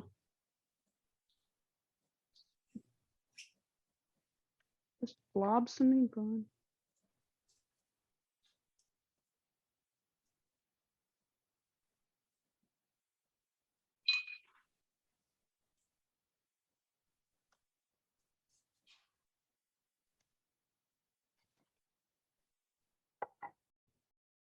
What kind of tape do you use to tape it Excellent down? question. I am so sorry I didn't point that out earlier. No. I just was thinking because the taping down part I think is a big deal, especially as the paper starts to buckle, lift, and you want to have a consistent, like right now, what I'm noticing with my thicker paper or the paper I was using is it buckles a bit, and then you get pools, and it ruins if you're going for a precise look. Exactly. So I want to tape. I'm going to have to obviously get a clipboard, tape it down. But what is the tape? I use one of 2 things. And if I'm aiming to make a clean white border, I'll probably use contractor grade masking tape. This is contractor grade Scotch masking tape. If I'm just trying to hold something down, I'll use whatever roll of washi I want to get rid of next. Okay. I'm tired. I'm just bored of looking at it. So that will actually hold. And I will tape down the tree side because I want to get my tree shapes. Got it. But for the reverse side, I'm literally making the ink and the buckling of the paper do the work. I'm not making any of these cool abstract shapes. I'm just letting it do. Cool.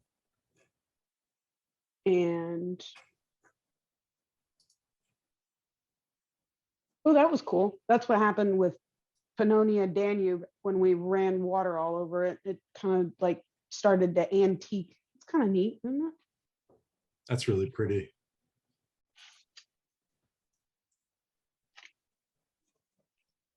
This is an ink painting I'm working on for somebody that was on the call earlier. And it's still kind of early on. But you can see this is regular old masking tape that I use to just tape it down. And the masking tape doesn't damage the paper. I usually, what I do is I buy like the cheap, crummy contractor grade, and then I stick it to my t-shirt before I stick it to the page sometimes, just to make it a little less sticky, or I just don't press it down very much. Okay. That's a good question. I feel like washi tape is perfectly sticky enough to hold stuff down, but it can vary from brand to brand about how good of a pure white border it'll give you. Yeah. Like I've found that like there's a lot of washi tapes that are very different from one another. So that's the 2 different colored ones. It's still kind of percolating. Is that the word? Yeah. It's still cooking.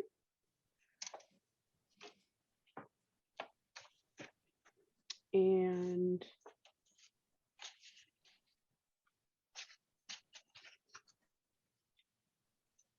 how's everybody else looking?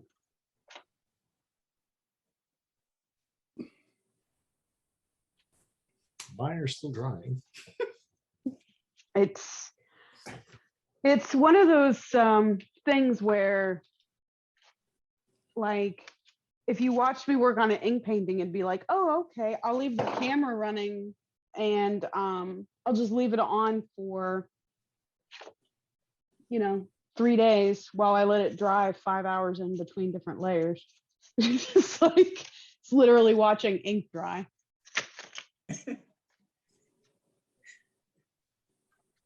Let me see what I'm seeing on the gallery. Anyone want to hold up theirs to share?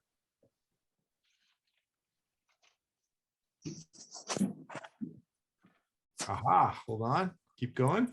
No. Please hold everyone. That looks great. That looks beautiful. That's beautiful too. Wow. I feel completely. did a good job. Yeah, I don't know how I'm gonna. Wow, Heather, that bottom one is a real winner. Beautiful. You. It looks like there are birds flying. Yeah, birds in there. It's beautiful. That's beautiful.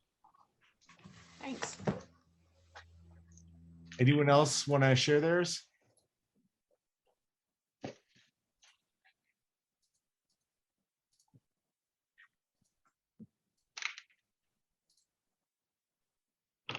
This is the part, if we were closer, Erica and I would go and have tea and come back. And there might be something else in the tea. Right. Yeah. Exactly. I may be having Kahlua in my coffee. So Yeah. Actually, mine's still drying. I mean, one of them looks, absolutely horrible. I don't think, I think Eric's actually pretty nice. And the other one looks okay horrible. I think they both look pretty nice, actually. If I hold them up, they're gonna drip though. Yeah, they're gonna run. I think, give her a minute. Give them a minute. They'll dry. yeah, I held mine up and it dripped. No. I'm not having much luck. What's interesting for me is that as I play with this, I'm finding that like some of the inks that are close in color are you get to see some of the sheen like on this one and the lack of sheen on this one, even though they're very close colors, even in writing. This is Shinkai and this is Bleu de Profondeurs. So deep blue and Shinkai, which is I think Old Man Winter or something, or I'm not sure what the hell it is. But this one started out more purple and turned blue, and then this one was always blue, but has a lot. You can see some of the sheen without it dripping off. Oh yeah. And then here's Sailor Do You, which looks like blacking to me. This is on Cosmo Air Light. It literally looks. What was this supposed to be? Sailor Do You. But what color? It's I don't know. What do you guys call this stuff? Is it like stone gray, brown? I tend to think of it as like a very grungy gray brown. Yep, that's what. I got a black gray thing with a little bit of brown there.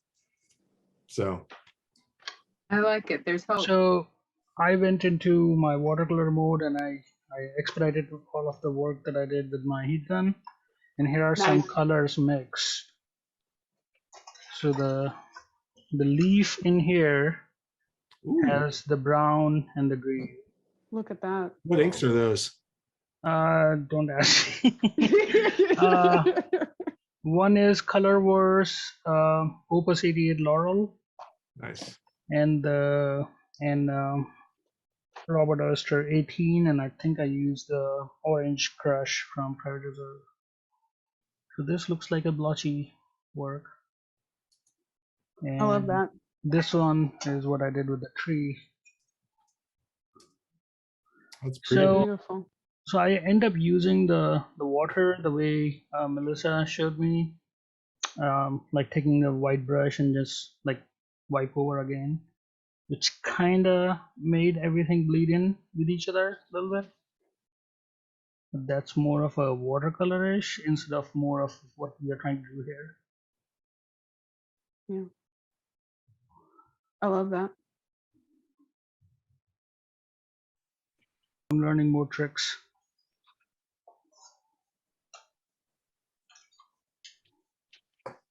Mine are still kind of percolating. So do people have questions?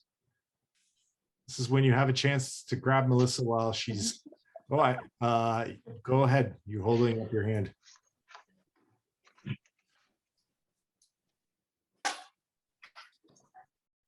I feel like I've gone back to finger painting and I'm sorry, what's your first name? Because the first initial wasn't sure. that was Bennett. No, not you. M. Daly was holding up her hand. But I don't know what your first, it was accidental. Okay, sorry. It's Melissa. Is it It's Melissa? Melissa. It's Melissa. I think that was accidental. I'm Oh, was it moving all my okay? trees I around. wasn't sure, and I'm like, I don't want to say Melissa because Melissa's talking. So I was like, who are you? Well, Mike was supposed to be here. We're all M daily, so it just works that Okay. way on Zoom. Got it. Bennett, what was your question? No, it was a comment, not a question. Okay. I used my finger to do one last night with dumping the ink out of a pen. By the way, this is what a spray bottle does to the surface. Remember I spritzed it with a spray bottle earlier? Yeah. Just kind of leaves like a water stain effect. This color is terrible. So I have some more things to show. My daughter was sitting behind me. She totally wanted to do the watercolors. Yay! I said no. So she drew all these. Well, that's awesome. That's all what she's been doing in the background. That's She's great. so talented. And Those are awesome. she goes through the paper like nothing else. Wow, she's a machine. That's amazing. I leave her with a whole notebook. In a minute, you'll see like 10 pages out. That's I great. love that. I love the squirrel. Yeah. Really cool. She's like, you show them. I'm not. She did Oh, she did a great job. She can hear you guys. Oh, she can. You did awesome. Yeah. We love them. We Thank love you. them. Thank you for sharing. You're welcome. I have a question. This might be your watercolor background. Have you put salt with the fountain ink on any of these washes before? I haven't done it before, and it's a fantastic idea, and it would probably look awesome, and I should try it. So thank you for bringing it up. I should try too. Yes, everybody should try it. I think it would look, especially for something like abstract or I think it would lend itself wonderfully. I just don't know how that will, you know what? I'm gonna go grab some salt. Hold on. I haven't tried salt, but what does it do? It sucks up the moisture from the paper immediately around it, and it leaves like holes in the surface of the paper visually. I'm gonna grab some salt. Interesting. I gotta see you with salt. Yeah, I want to see how Surrounded that by trees. I might have to hit one of my trees with salt too. Let's see what we got here. look like it's snowing. Right. I bet you could it tends to leave like a holographic kind of effect. So in a dense field of color, it would look a lot like snow or rain. Maybe in the blue black, that could look pretty cool. Yeah.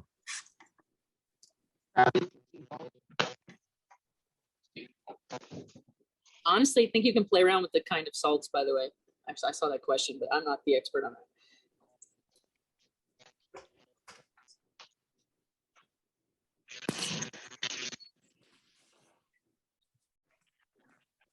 Kosher salt will leave larger marks. Yeah, coarse salt.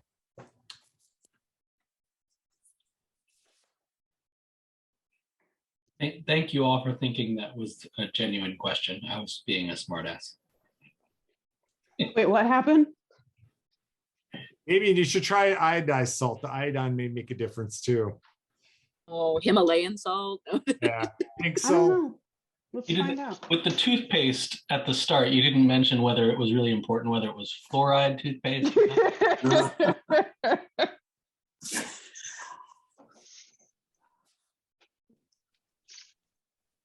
Let's see what happens.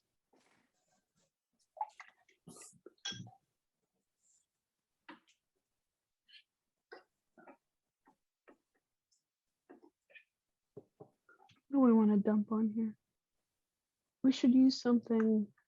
Yeah, let's use something dark so it shows up if there is an effect. Yeah.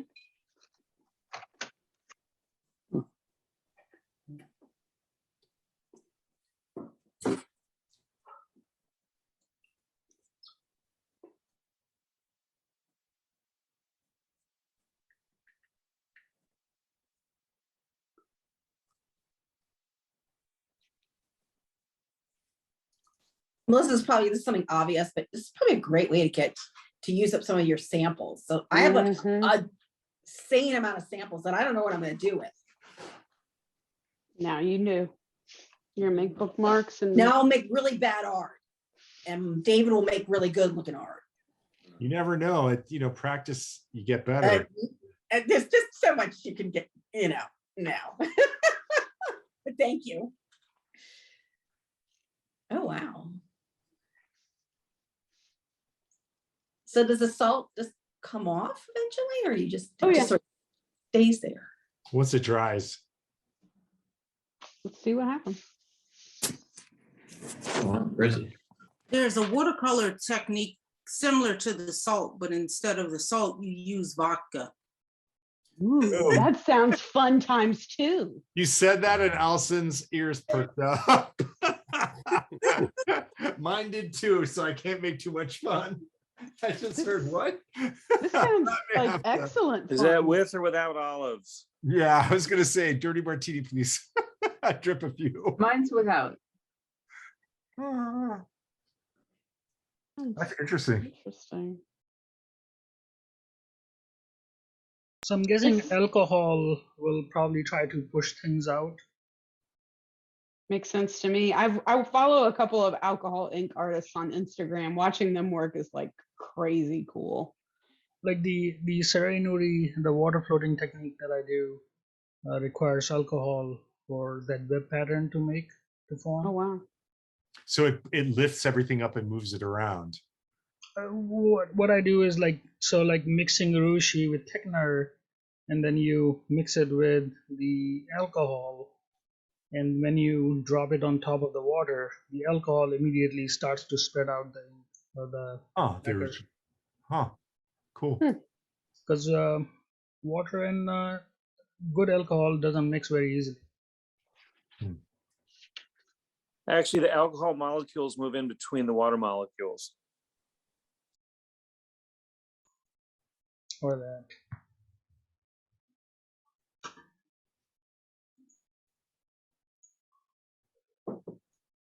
Oh yeah. That's beautiful. They look like palm trees. Mm-hmm. Very much so. There's something happening, but I can't tell what yet. So one thing I noticed with the dry like heat gun, if there's a lot of pooling of water, you may be able to push the water around and you may get those outer edges. So keeping a little bit distance might work. Another thing also works in winter is the heat vents. That's Put a it good near point. heat vent if you have it.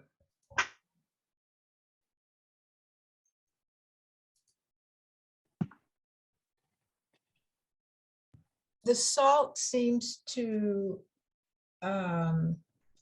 make the most interesting effect where the ink is the most intense, where it's darkest. Mm-hmm. And it gives it, the salt adheres to it's sticking, it's not falling off. It's sticking to the,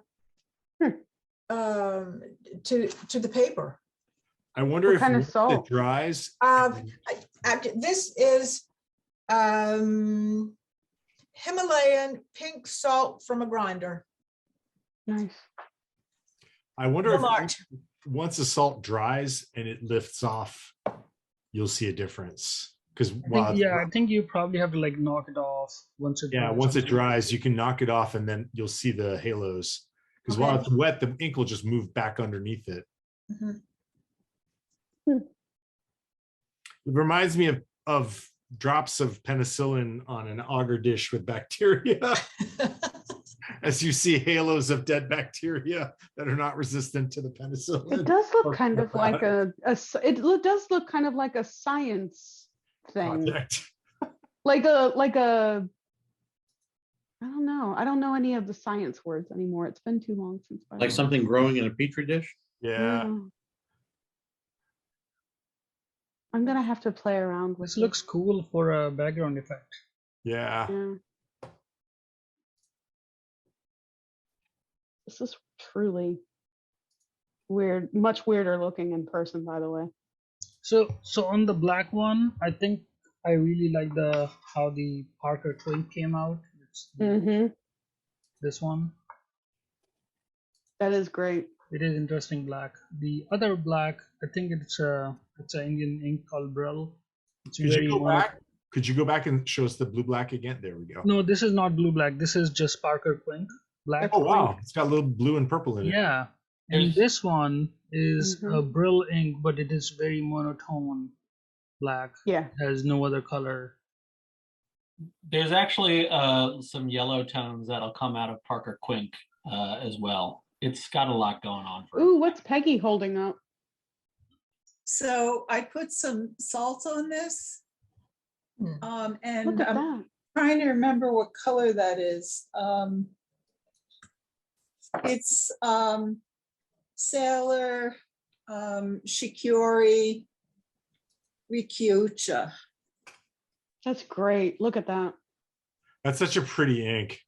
That's beautiful. That was the prettiest, one of the prettiest ones. And the other one that I really liked a lot is this one, which is Atachia.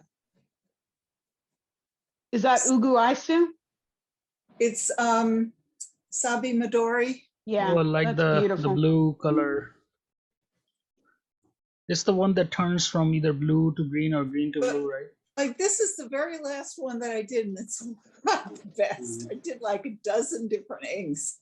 I love it. It's like I think that none of looks them seem to be fantastic. doing anything, but I like that one a lot. I like that a lot as well. I think that came out great. Look at your bird. We were going to ask, does a bird help with the? Oh yeah, she's very helpful. Hi. She's behaving right now, so she's allowed to be here. So yeah, Melissa, I was wondering if you knew about the Nick Stewart website. Oh yeah. You guys, Oh, yeah.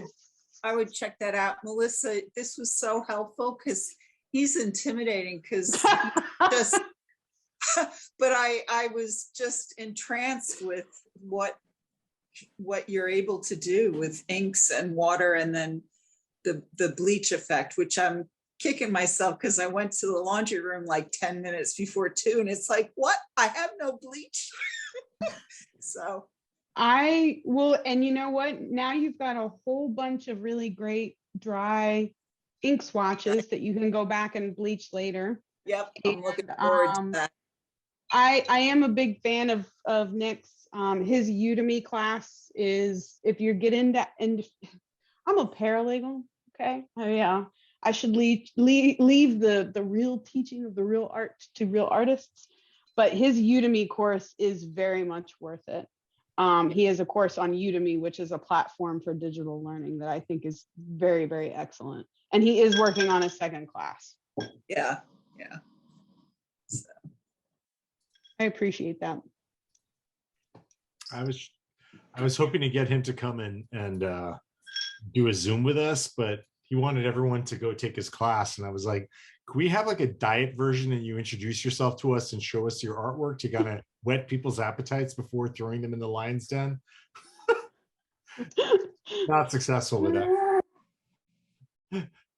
Oh, Great. he has the Udemy class. He does have the trees that we're doing is very similar to what he did in a Colt Pins event, and I'll share the link for that as well. That is he does like one tree, and we did more trees. We did more work. We did more trees.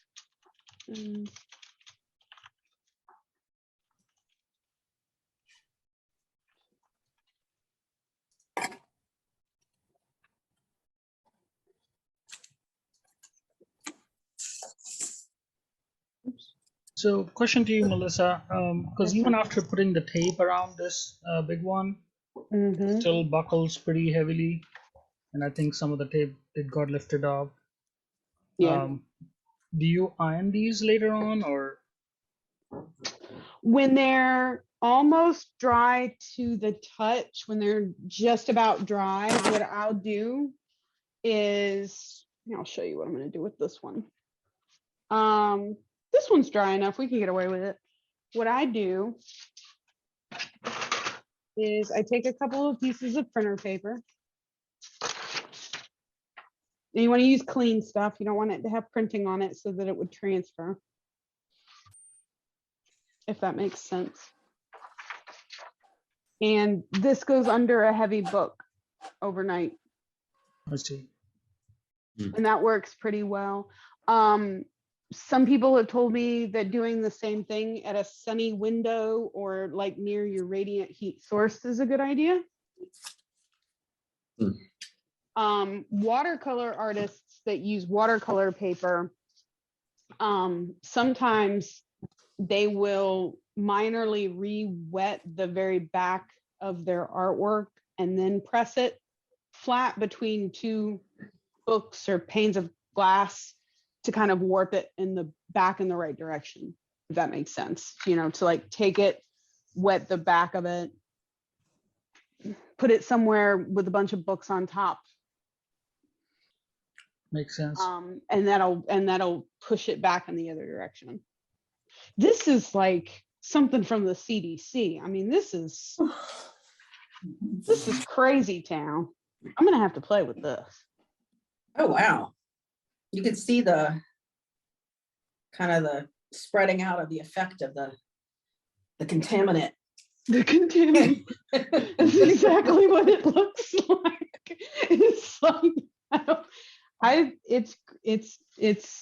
it's very interesting. That's what it is so far. But I can see how that would be very useful for doing things in abstract. I don't know how you would use it for nature stuff. I'm gonna have to look at some watercolor tutorials. I watch a lot of watercolor tutorials to try and figure some stuff out.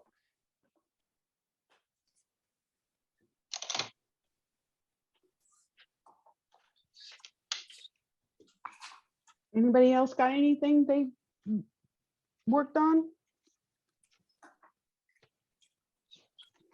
My bad ones are still drying. They'll be worse if I hold them up. I have a question, Melissa. You said there was 4 different ways that you swatch, and you just showed us what are the ways. What are the other 3 out of curiosity? Not that I could do any of them, since I can barely do the one you just showed us. You're so funny. You could do it. Let me get the other one. When I started in fountain pen ink collecting, I started with these really crummy swatch cards that I had for other purposes, and I had like 2,000 of them, so I just continued to use them up. They're like card stock. They're not bad, but they're not great. And then I started the watercolor method that I use. And that was when I got into ink art, just to be able to study stuff for the purpose of painting. And they all pretty much look like that, where the name of the ink is written in bleach, the brand is written in ink over the top of watercolor style swatch. This is what I'm doing all of them over again, to be able to sort by color on rings. I've only got a few more 100 to go. And yeah, it takes a lot to do those. And while I'm doing it, I figured I would use up some Tumbler River paper that I have and swatch them by brand.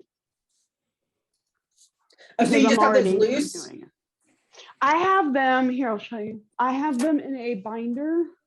Probably possible to have a ring large enough to accommodate all of those. You need a ring that was like 9 feet in diameter to accommodate all of. Oh, so you put them in. Oh, I like this. So you put them in the clear plastic. Ooh, and you can organize them. Oh, if you're OCD, you can put them in the correct order. Mhm. I'm sorry, I'm getting a little excited. Not very bad. I only have a few more to go. So you go by brand and then you do Mhm. the line.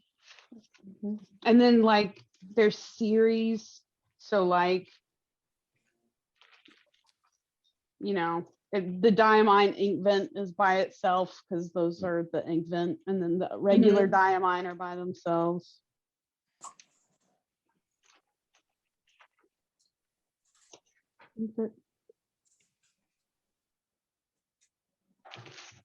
Yay! That's cool. It's a lot of work, but I figured I might as well just do a lot of work while I'm re-swatching them. Mm-hmm. However stupid that is, that I swatch them now 4 ways. Well, we kind of understand. I mean, I watch them by color. We've tried. We can't keep up though. There's No way. There's too many inks. It's too much. It's too frustrating. It's a lot of work. Bless you. Yeah. And we don't have as many as you have. Well, I think we don't have the enthusiasm for doing the process as you do. Yeah. It's very I don't know. I do like that I can spend time with a lot of inks without having to ink up a fountain pen. That part's kind of fun, I guess. I don't know. Kind of cool, I guess. I can see that. It's almost dry. It's like something from outer space. It's wicked.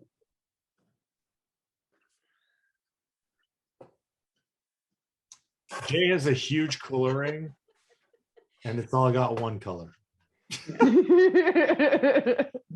You could do a lot of swatching, Jay, you know. It's the same color over Same and color over and different over. paper. Yeah, that would be a good one actually. How I don't use that many papers either. I'm just Yeah, boring. I well, use lots you of know, pens, but work not a lot with of ink me. or paper. It could be different times of the day, different temperatures. full moon, waxy waning.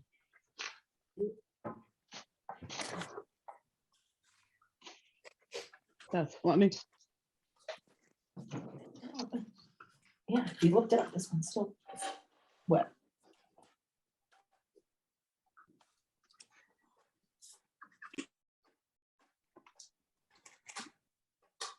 Anybody else got anything?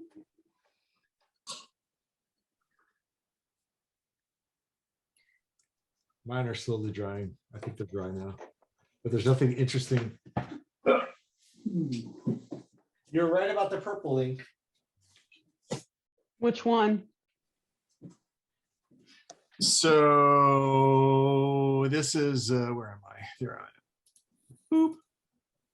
Where am I? At Spotlight. This is Schaefer purple. It's a very single color. Yeah. And the Schaefer blue black. Where was it? I think it's this one. Yeah, this is Schaefer blue black. That's so cool. I love the color shifting. That's it. I'll be getting brushes and other fun stuff. I have the bleach ready now. I can't use it really because, well, I could now.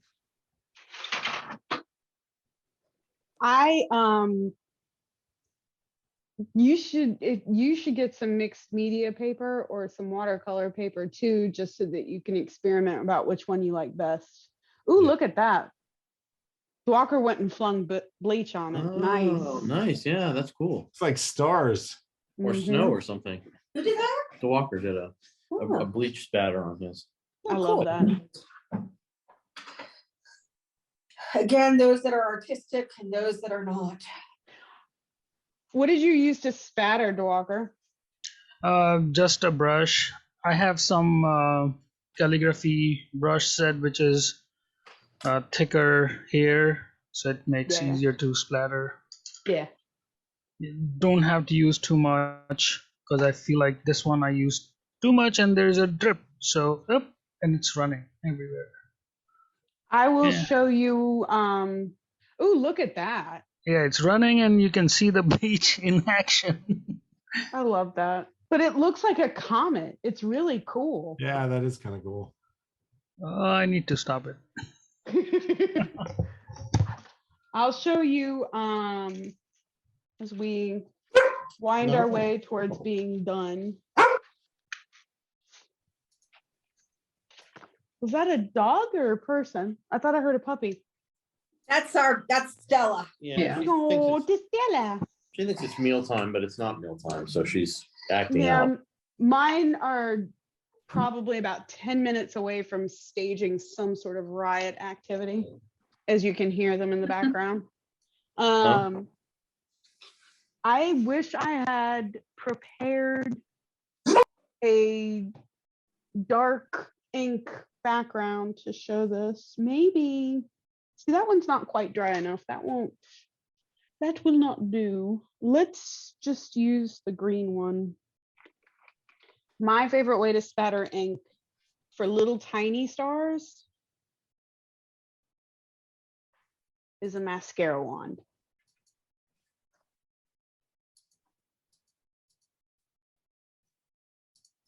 I take some bleach on the end of my mascara wand and I just run my finger across it over and over and over and over. P.S. Those are also really good for cleaning out the inside of your pen sections. Totally. And did that work on yours, Shariar? No, I finally got the 99% alcohol that's not drinkable, and I'm going to start cleaning my pen with it. I'll let you guys know. Ian said he'd replace the section if it doesn't. So I don't know what Mate was using in that Pannonia ink, which is beautiful, by the way. I would buy another 4 bottles if I could. I don't have any other blues even remotely like that. But you can use it in a pen that staining doesn't matter. It's a what do you call it? A pigmented ink, so it wouldn't work for this. Unfortunately, it's a pretty color. Do they still have some of it in Australia? Does somebody still No, have we some bought of it? out the rest of it. Figures. That's funny. Megan, myself, Megan bought a couple bottles. I bought one. Somebody else bought another bottle, and then I think it emptied out once people found out.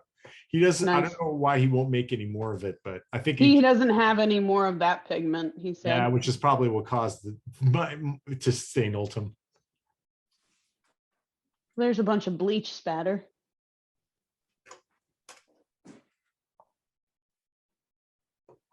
It's still working where you see where it's blue, and it'll start to brighten up. This one bleaches kind of like a coppery ochre, So as opposed to question, a white. Yes, sir. question on the ratio. Like, is there's a secret behind that 50-50, or can you use like direct bleach or high concentration? I would say probably the reason that Nick Stewart teaches 50-50 is that straight bleach would probably mar the surface of the paper visually, if not physically. I'm just guessing. Okay. Thanks, Jay. I also would think that I would have a problem using 100% bleach at my desk. I would have to take that outside because I'm pretty sensitive to bleach. 50-50 doesn't bother me. Anything higher would probably bother me. Okay. Is it also to give some color left behind effect also? I like to use 50-50 on my swatches just so I know what 50-50 looks like on everything, just for the sake of consistency, the same reason as I like to let the background dry first.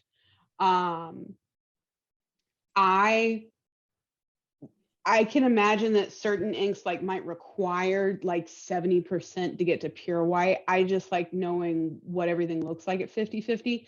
I experimented once with like multiple jars, like one was 10%, one was 40%, one was 80%, and it wasn't that big of a difference. I really like couldn't tell unless it was one of the really dark dense black inks later. Heather, thanks for coming.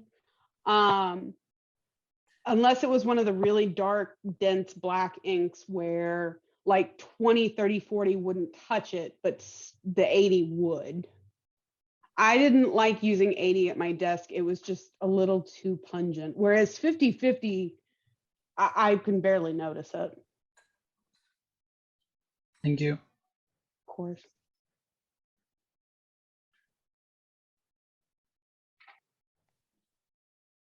This one's starting to happen. Well, I'm gonna struggle to focus the camera here. Thanks, Ted.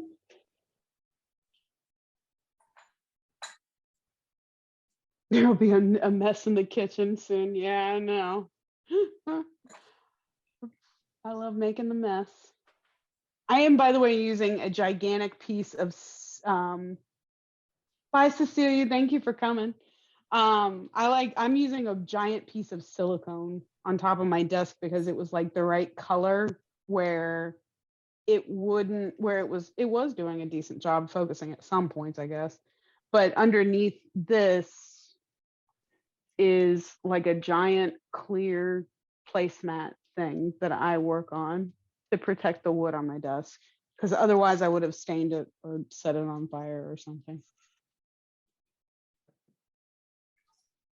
That's fun.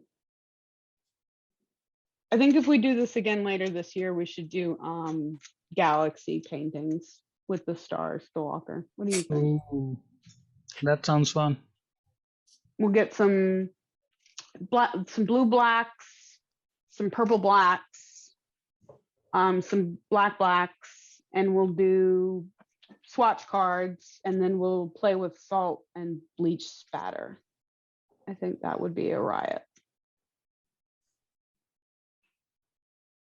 That would be very cool. Mm-hmm. I'll show you guys one I did like that. Hold on. Thank you, Melissa. You made this so accessible. Oh, I'm so glad to hear that. Thank you so much.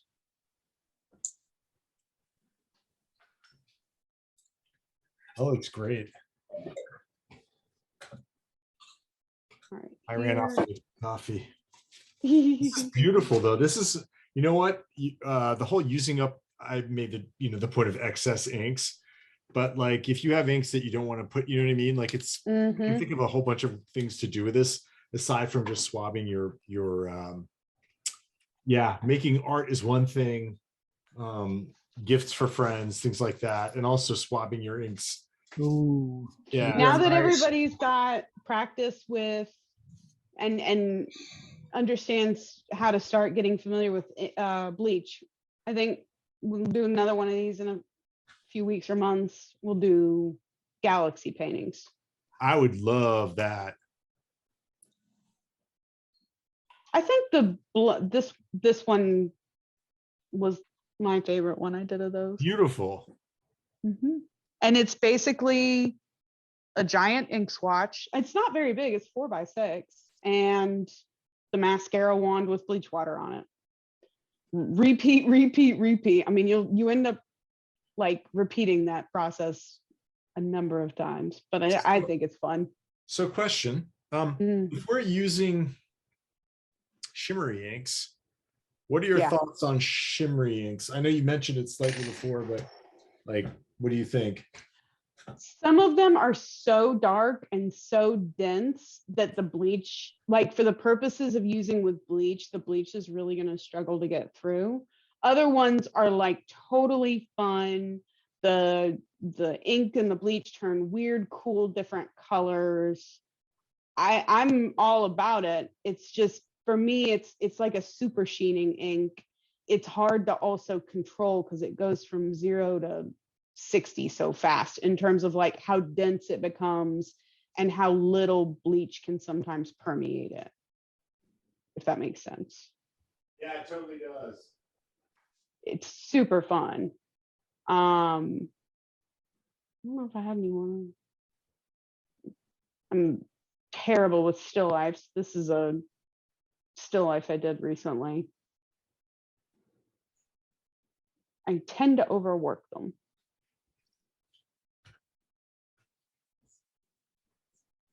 I need to put a new ink painting up, huh? I haven't had an ink painting happen in a second. Hopefully I can finish the purple sky soon. This one needs probably some bleach for some stars, probably some bleach for some tracks in the snow. We'll see. Hopefully I can finish this one up.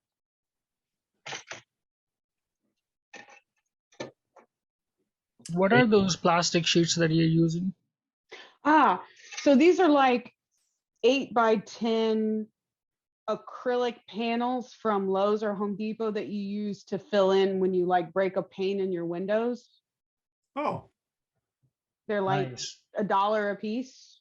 Super handy. You know, they're sturdy, that they won't bend or warp, but they're not like heavy and big.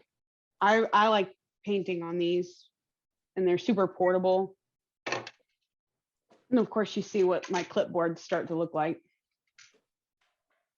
I think I like it because I think you can use those and let the one art dry while you can work on another one. I've got 3 clipboards sitting on the top shelf of my bookshelf, like holding things at various stages. That's a shimmer and sheen ink that I dumped out of a pen. And what I'll do is I'll cut this into squares and make bookmarks or little like fake business cards, kind of like I did with this. It's just a fun way to use up the last of some ink in a pen or a vial when you just can't stomach writing with it anymore and you want to put it to good use. Oops, sorry. But I basically do those as I clean out pens, in addition to whatever else I'm actually like trying to paint. Did you want to say hi to everybody? No? You didn't want to say hi? Sorry, my dog's being an idiot. Do you want to say hi? I'm being stupid. Yes, you are. Anybody got anything else? other than a thank you. Yeah. Thank Hopefully it wasn't too boring with all the drying that happens. And I'll have to work on figuring out a better autofocus solution, because at times that was really, really rough. So Cosmo decided he wanted to say hi by jumping on the table where the bleach was. Hello. Hello. No bleach for you. Yes, Cosmo, you were not allowed to jump on the tabletop while I'm doing bleach work. I was like, this was really fun. Thank you so much, Melissa. Yeah, it was a my blast. pleasure. I hope you had fun. I hope it continues to give you fun, gives you fun ways to use up some ink and cut loose. Yeah, thanks for sparking new ideas for us. Definitely. And I sent you my bad version via text. And We figured out what they sure want. it's great. There's a partially injured rabbit in our backyard, and they want to go out and kill it. And we're hoping that it just leaves on its own power.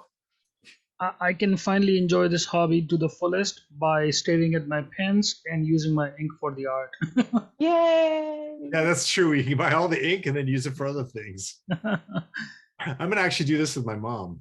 I think she'd appreciate this. Oh, yeah, this is fun. Thank you, Melissa.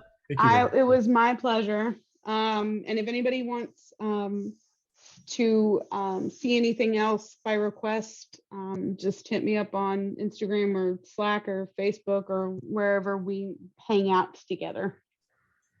I just want to put another tip out here, because I just am seeing a tiny spot of white in my pajamas that I'm wearing. So when you use bleach, cover your clothes. Yes, wear clothes you don't care about, for sure. I definitely think that that's a good idea. Or put on like an old t-shirt over the top of your clothes, for sure. Right. Yeah, Shariar, we can paint with the Rushi. It's gonna be a 48-hour class. Exact opposite of 24 hours to cure. watching paint dry. Can we paint with her? It's not as colorful and as rewarding as this one is. Yeah. Takes I a lot. don't know. Arushi is a whole bunch of different amazing colors that this could never be. The colors are the hard part. I'm still trying to figure out colors. They're not as bright, and you can't mix a lot of pigments. I've tried mixing pigments; everything comes out dark. So I guess you have to I buy felt like that way premix. about watercolor, that I couldn't mix the pigments up, that I kept making mistakes with it. That's how I felt about watercolor. This is coming out nice. It's doing something. It's still percolating, isn't it? I think it needs some bleach. If this was full, it almost looks like a cellular structure or a onion skin. You know, back in the day when you used to do onion skin. I'd love to see what it looks like when it fully dries and you knock the salt off. Mm-hmm. The halos look like when there's no salt sitting on top. Oh, that's your butt. Oh, you want attention. My cat wants attention. Perfect. But if he's Cosmo Airlight, which GSM is he? He's like 92. He's a big boy. He's a baby. I thought he was overweight, and then went to the vet, and the vet was like, "You need to feed him more. He's actually underweight." And I was like, "What?" And he goes, "Yeah, he's going to be a big cat." I'm like, "Oh my god, he's already huge. It's a big boy. He's 10 months old now." And He's your most lovey one, isn't he? He is, but the other one's warming up. Loki slept in my between my arms and my keyboard on Friday last week, which completely blew me away. I was not expecting him to. He's usually he's the more wild of the two, but he totally wanted cuddles. So I was like, okay, I'm not going to complain. This is doing some interesting stuff. I want to see what that looks like when you're done. I'll share it on IG. It's starting to get really weird. Like it's starting to get trippy. It started to remind me a little bit of the what are those called? The clouds in space, the dust clouds that you see, like the Horsehead Nebula, the nebulas that you see.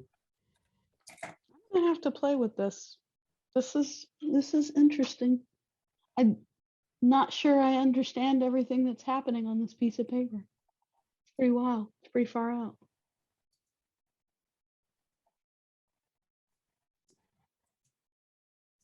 Oh, it's coming off.